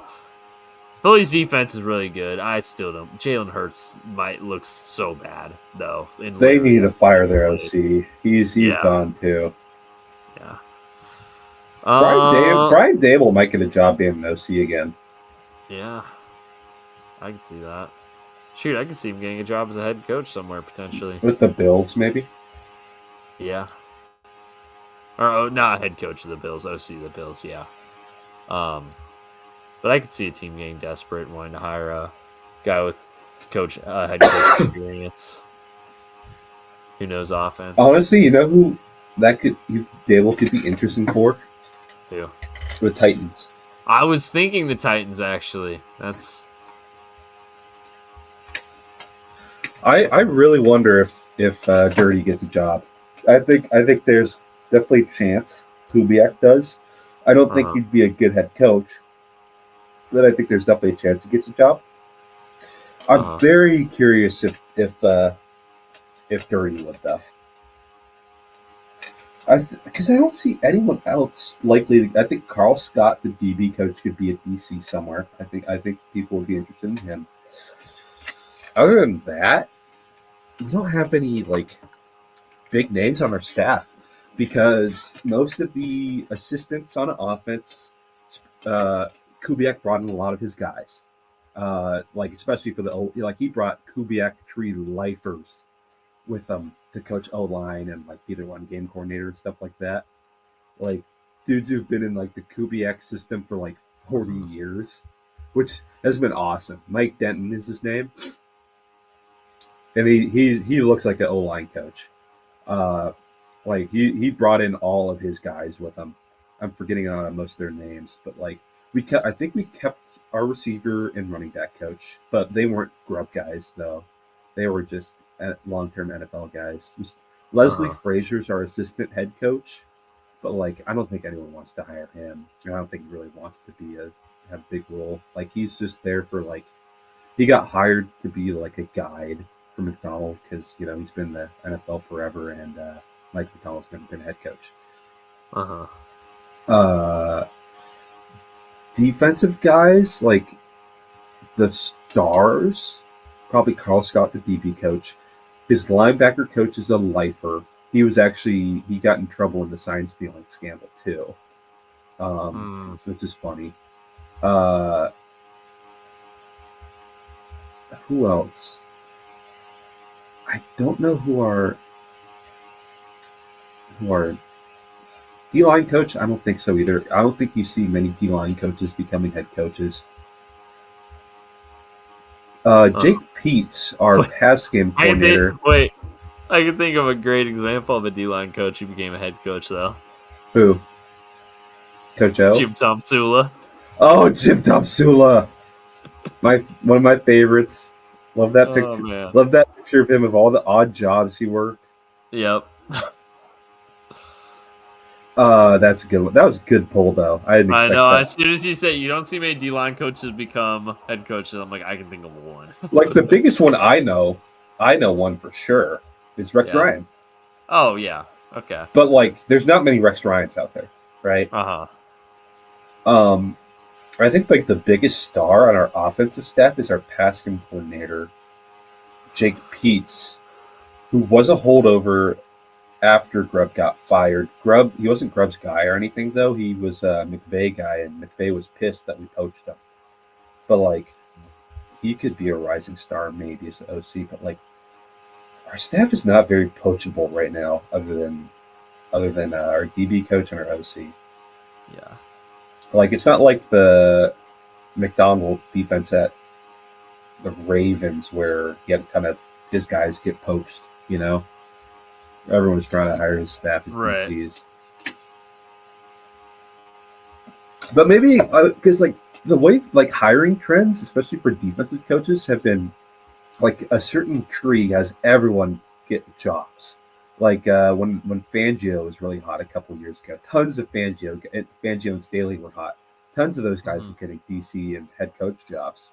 And then it was when McDonald was hot. McDonald got a head coach job, and a bunch of his assistants got DC jobs. You know, so maybe there's a chance that happens with the Seahawks, but I don't really think any of the guys other than Carl Scott would be good DCs, especially because McDonald calls the plays. Right. I don't know. Like I can't think of the time. Like Seahawks have rarely got poached in the Pete Carroll days. I guess like Quinn and Bradley did, and then like Canales doesn't really count because he wasn't an OC with the Seahawks, and that's it. That's no one else got poached. It was just Quinn and Bradley. I guess like because Shoddy doesn't count and Canales doesn't really count. And speaking of Shoddy and Pete Carroll, bang! That was good. Bang. And we didn't talk about this on our last pod. We didn't even make the connection that this was Pete Carroll versus Brian Schottenheimer until you texted it to me. I know. We missed that. That could make it a good talking point. Oh my gosh, the Raiders are horrible. They're so bad. They're genuinely awful. It's crazy to see this kind of stuff come out of a Pete Carroll-led team. There's like no energy, it feels like, with them. Gino's terrible. It's a bunch of Pete yes men. You know, both Nate and Brandon are on staff. Chip Kelly looks like one of the biggest wastes of money in the country.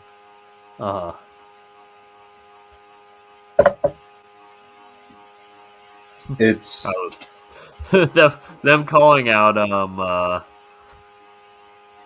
that Brendan Carroll is the O-line coach made me laugh. All the people talking about being all upset about that.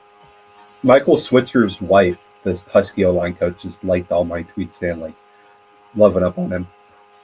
She always likes my tweets. That's good.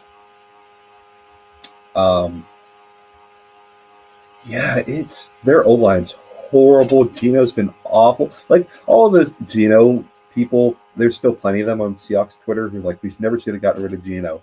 Their victory lap did not last 24 hours.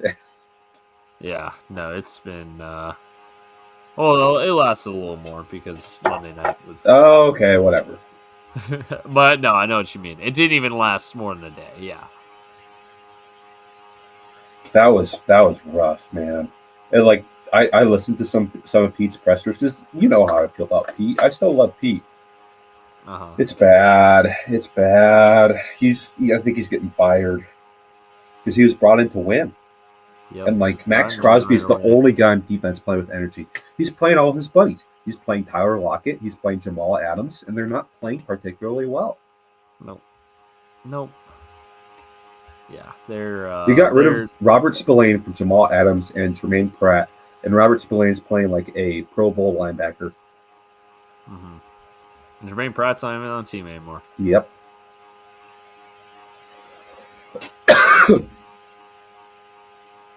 It's sad.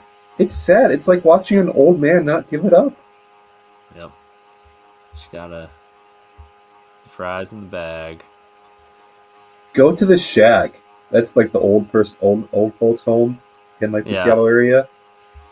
Just hang up, Pete, man. It's not good for you. Yep. I don't know. It's sad for me to watch. I don't know. Yeah. No, that's valid. That's valid.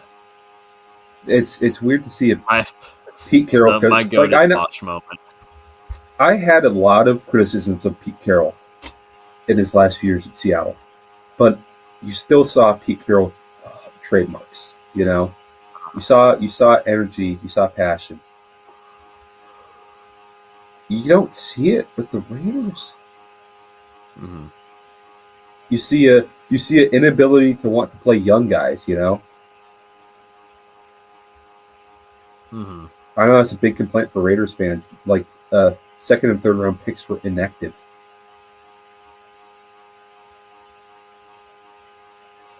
It's just bad. It's bad. I hate seeing Tyler Lockett be on the Raiders, man. Yeah. He should have retired. He's too old.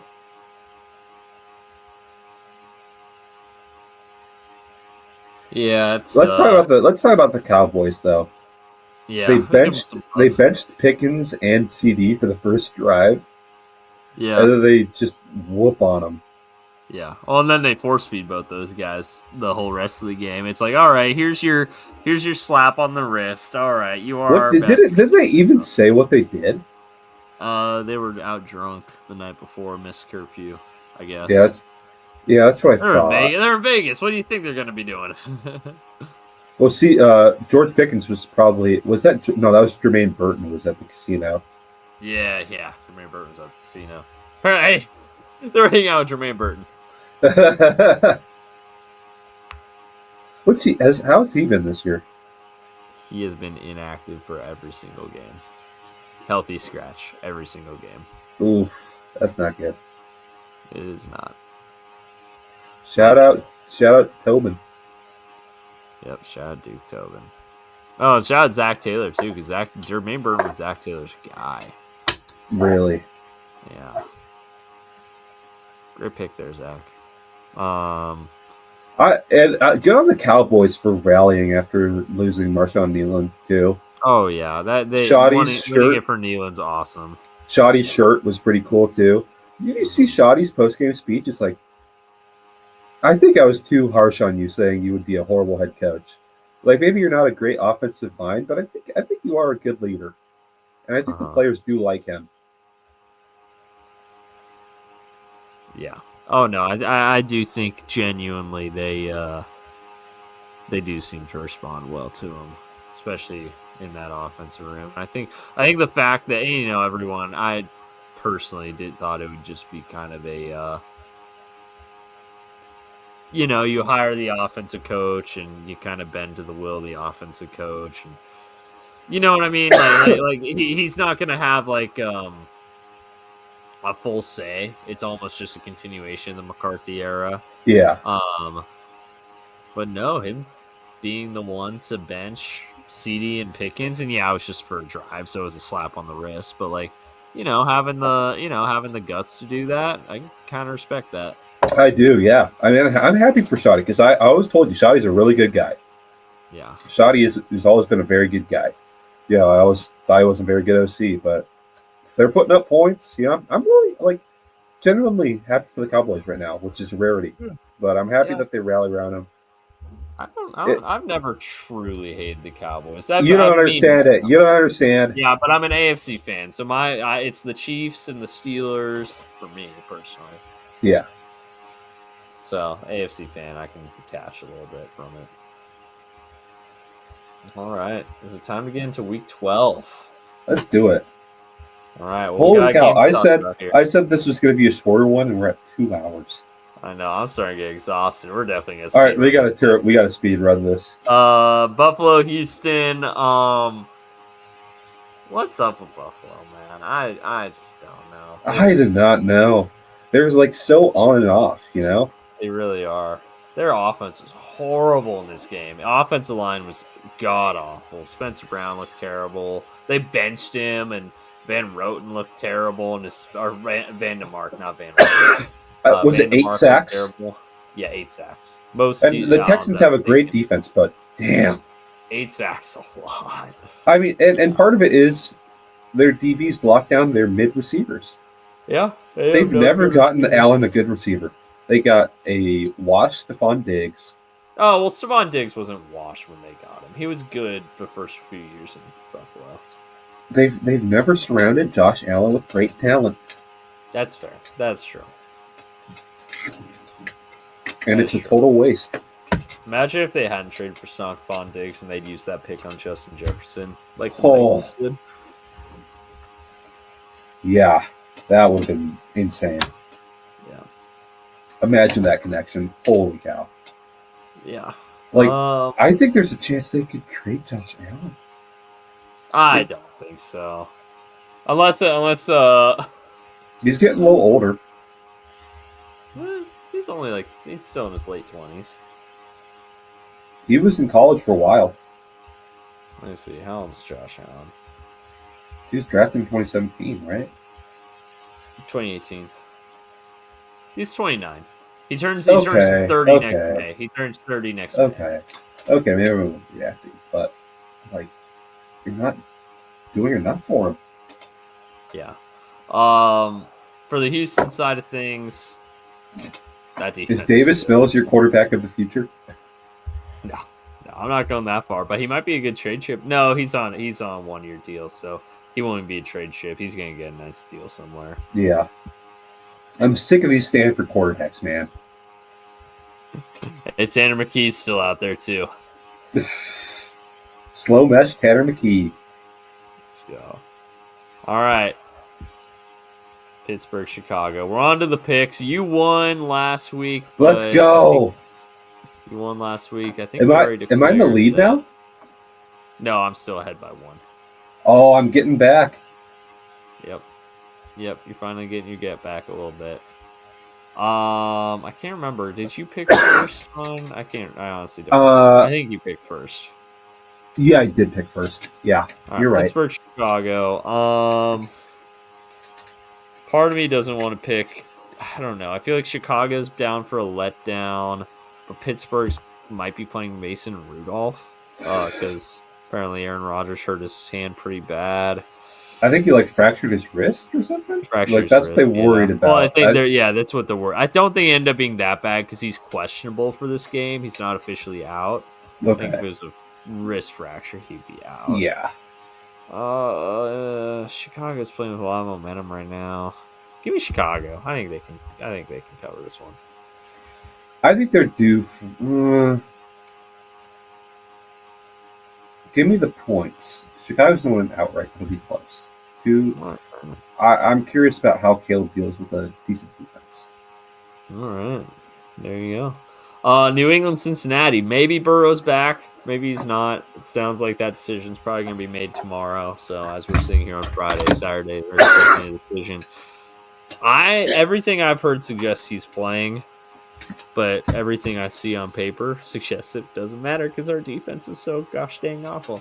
But you're picking first anyway, so I'm going to take the Patriots because they're playing really good ball right now. They are, and I'm going to agree with you because I hate everything about the Cincinnati defense, and watching it makes me want to put my eyeballs in a blender. Oof.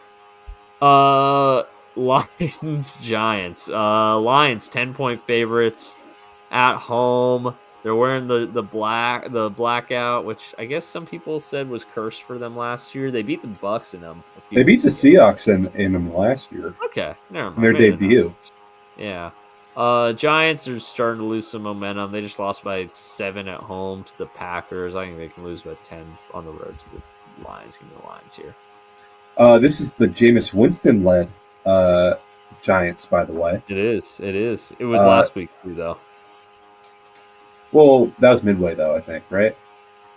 No, he started the whole game. He started. You're right. I'm gonna go with the Lions as well. Yes. Green Bay, Minnesota. Green Bay 6-point favorite at home against 9 the Vikings. Give me the Packers. I'm so annoyed by the 9 stuff. I cannot pick them in good faith. I agree. I also just think they're not great. I mean, I think we finally like the bit I told you about earlier. I think we finally found a quarterback that Justin Jefferson can't make look good. All right, man, we end up picking both of our own teams second. Oh no. That's okay. Whatever. 1 week, we'll survive. Seahawks Titans. Seahawks trying to get back a little bit against a really rough Titans team on the road. Seahawks play better on the road, and they're a 12.5-point favorite. Give me the Seahawks win by like 20. So yeah, I'll take 12.5. No problem. Seahawks are a little banged up, but they've beaten better teams by more. So I'm gonna go Seahawks as well. All right, Chiefs Colts. Maybe the game of the week. That's gonna be a fun one. KC home 3.5-point favorites taking on Colts team coming off the bye. Chiefs are coming off a heartbreaking loss to division rival Broncos. Who you got? Give me the Colts. I'm feeling it. I'm ready for the upset. Change of the guard. Indiana Jones. I'm gonna stick with the Chiefs just for one more week. I don't want to. I want to believe it's over, but deep down I know it's not. Jets Ravens. Jets going to Baltimore 13.5 points. 13.5. That's a lot. And Jets aren't getting like killed. How much did they lose to the Patriots by? I don't even remember. Let's see. Ooh, they lost by exactly 13 to the Patriots. Oh man. They get a mini bye. Ravens offense looked bad against the Browns, but they always look bad against the Browns.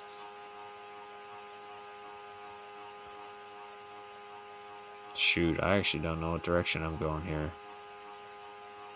Screw it. When I have to make a bet, always count on the thing that's going to make me more upset to likely happen. Give me the Ravens. I'm going to go with the Jets. 13.5 is too much for an NFL game for me. That's fair. Raiders Browns. Raiders are 4-point favorites. Oh, that's a punishment game if I've ever seen. That's the ultimate punishment game right here. See, it's harder to do punishment games with 2 people than 3 people. Yeah. All right. Who you taking? Oh, God. I'm going to go with the Browns, man. I know Shadur sucks, but I'm just taking points in this game. I agree. I'm taking points, too. And I actually think if there's any unit in this team, in this game, I trust it's the Browns defense. So, give me the Browns with the points. Jags Cards. Jags coming down to the desert, taking on the Jacoby Brissett-led Cardinals. They are giving up 3 points on the flight here. Give me the Jags. I haven't hit enter yet. Yeah, I'm going to take the Jags. I don't know. I don't trust the Cardinals right now. Jags showed a little life against the Chargers. They showed life against the Chargers. I think they can keep that rolling against the Cardinals. Yeah, I got to go with the Jags right now. They're so up and down, but the Cardinals are the Cardinals, like I always say. Dallas, Philly. Well, I think ever since you moved to Arizona, you have a much higher image of the Cardinals than what you should. I mean, that's maybe valid. I also just think I don't think they're awful. I just think they're very mid. That's fair, but usually the NFC West is so good that usually being mid puts you in the cellar. That's fair. Because the Rams, Seahawks, and Niners are all very well ran organizations, and the Cardinals are Bengals level organization. The Bidwells are bad. Yeah, they are. I'm aware of that. I am aware of the Bidwells being really bad. And you have 3 very good owners in division. Right. Like, I think like there's not many divisions comparable. Maybe the NFC North, AFC North. That's about it for ownership groups. AFC North's got 2 good and 2 bad. True, but 2 very good, 2 very But 2 bad. very good, yeah. NFC North only has 3, technically.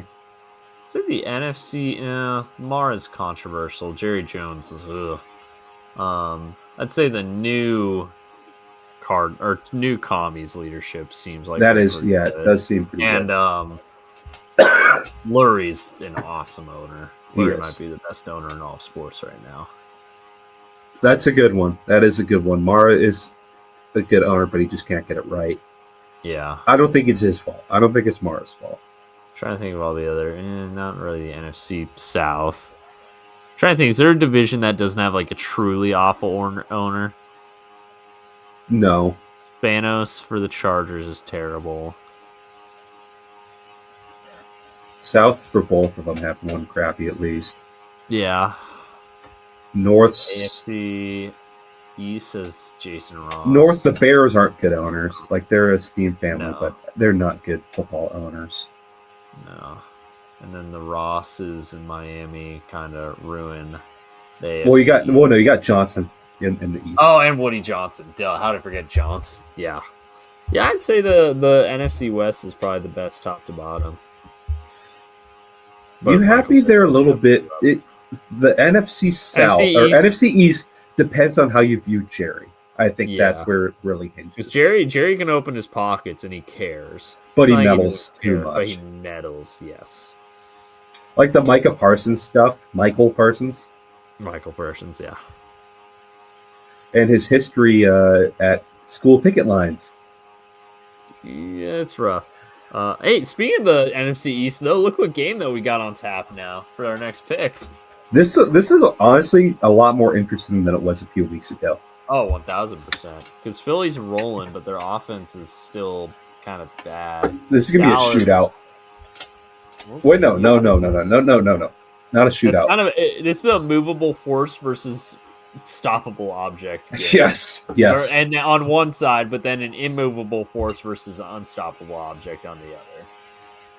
It's like great offense, bad defense versus bad offense, great defense. You get to pick first, my friend. I don't know what direction I'd go. Oh, God, this is a tough one. Oh, I haven't been playing the gong for our differences. That's okay. I'll remember next week. I'm going to go Philly. The spread's tight enough to have me feel okay. I'm inclined to agree with you on that one. I think I'm definitely watching that game since the Seahawks aren't in the afternoon. Oh, no, it's game of the week with the Cowboys. Oh, no. Yep. Yeah, Tom, dude, I bet the networks are so happy that like the Cowboys are doing well and have a lot of awesome storylines. Oh yeah. New Orleans, Atlanta. New Orleans is a favorite. Is this the first time all year they've been favored? Hold on, I want to confirm this. Yes, absolutely. There's no way it's not, right? While I'm checking though, while I'm looking, New Orleans. Oh, I'm picking first anyways. Okay. There's no way this isn't their first time being a favorite this year. Tampa Bay -4.5. Excuse me. Where are they here? Chicago -4.5. New England -3.5. New Orleans -1.5. Oh wait. Never mind. When they played the Giants, they were favorite. Okay, so we found one. That's probably the only one, though. Yeah, underdogs in Seattle. Oof. I don't know how that one went. Niners. Did I take the Seahawks in that one? You did not. Oh, woof. Seahawks covered last week, right? They did, yeah. So I was smart. Yep. I hedge with the Seahawks a lot. It's my emotional hedge. Saints are coming off a bye. Kirk's starting. Kirk didn't play too bad last week, though. He didn't. Give me the better team with the points. I'll still take the Falcons. Yeah, I'm going Falcons too. I if you are taking the Saints this week, you are ridiculous. Rams 7-point favorites on Sunday Night Football against the Tampa Bay Buccaneers. I don't see how the Bucs are going to stop anything the Rams can do on offense. Give me the Rams. Yeah, I'm inclined to agree with you. This is a few weeks in a row. I was picking Tampa to cover these bigger spreads against like Buffalo and all that. I think the Rams are a better team than the Bills. Oh yeah. Yeah, you saw that worked out. And then lastly, Monday Night Football, the last game before Thanksgiving.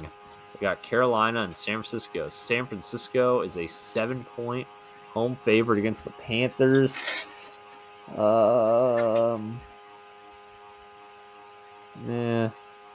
Niners offense looks real good against the Cardinals. 7's a lot. And I could see the Panthers even pulling a straight up upset.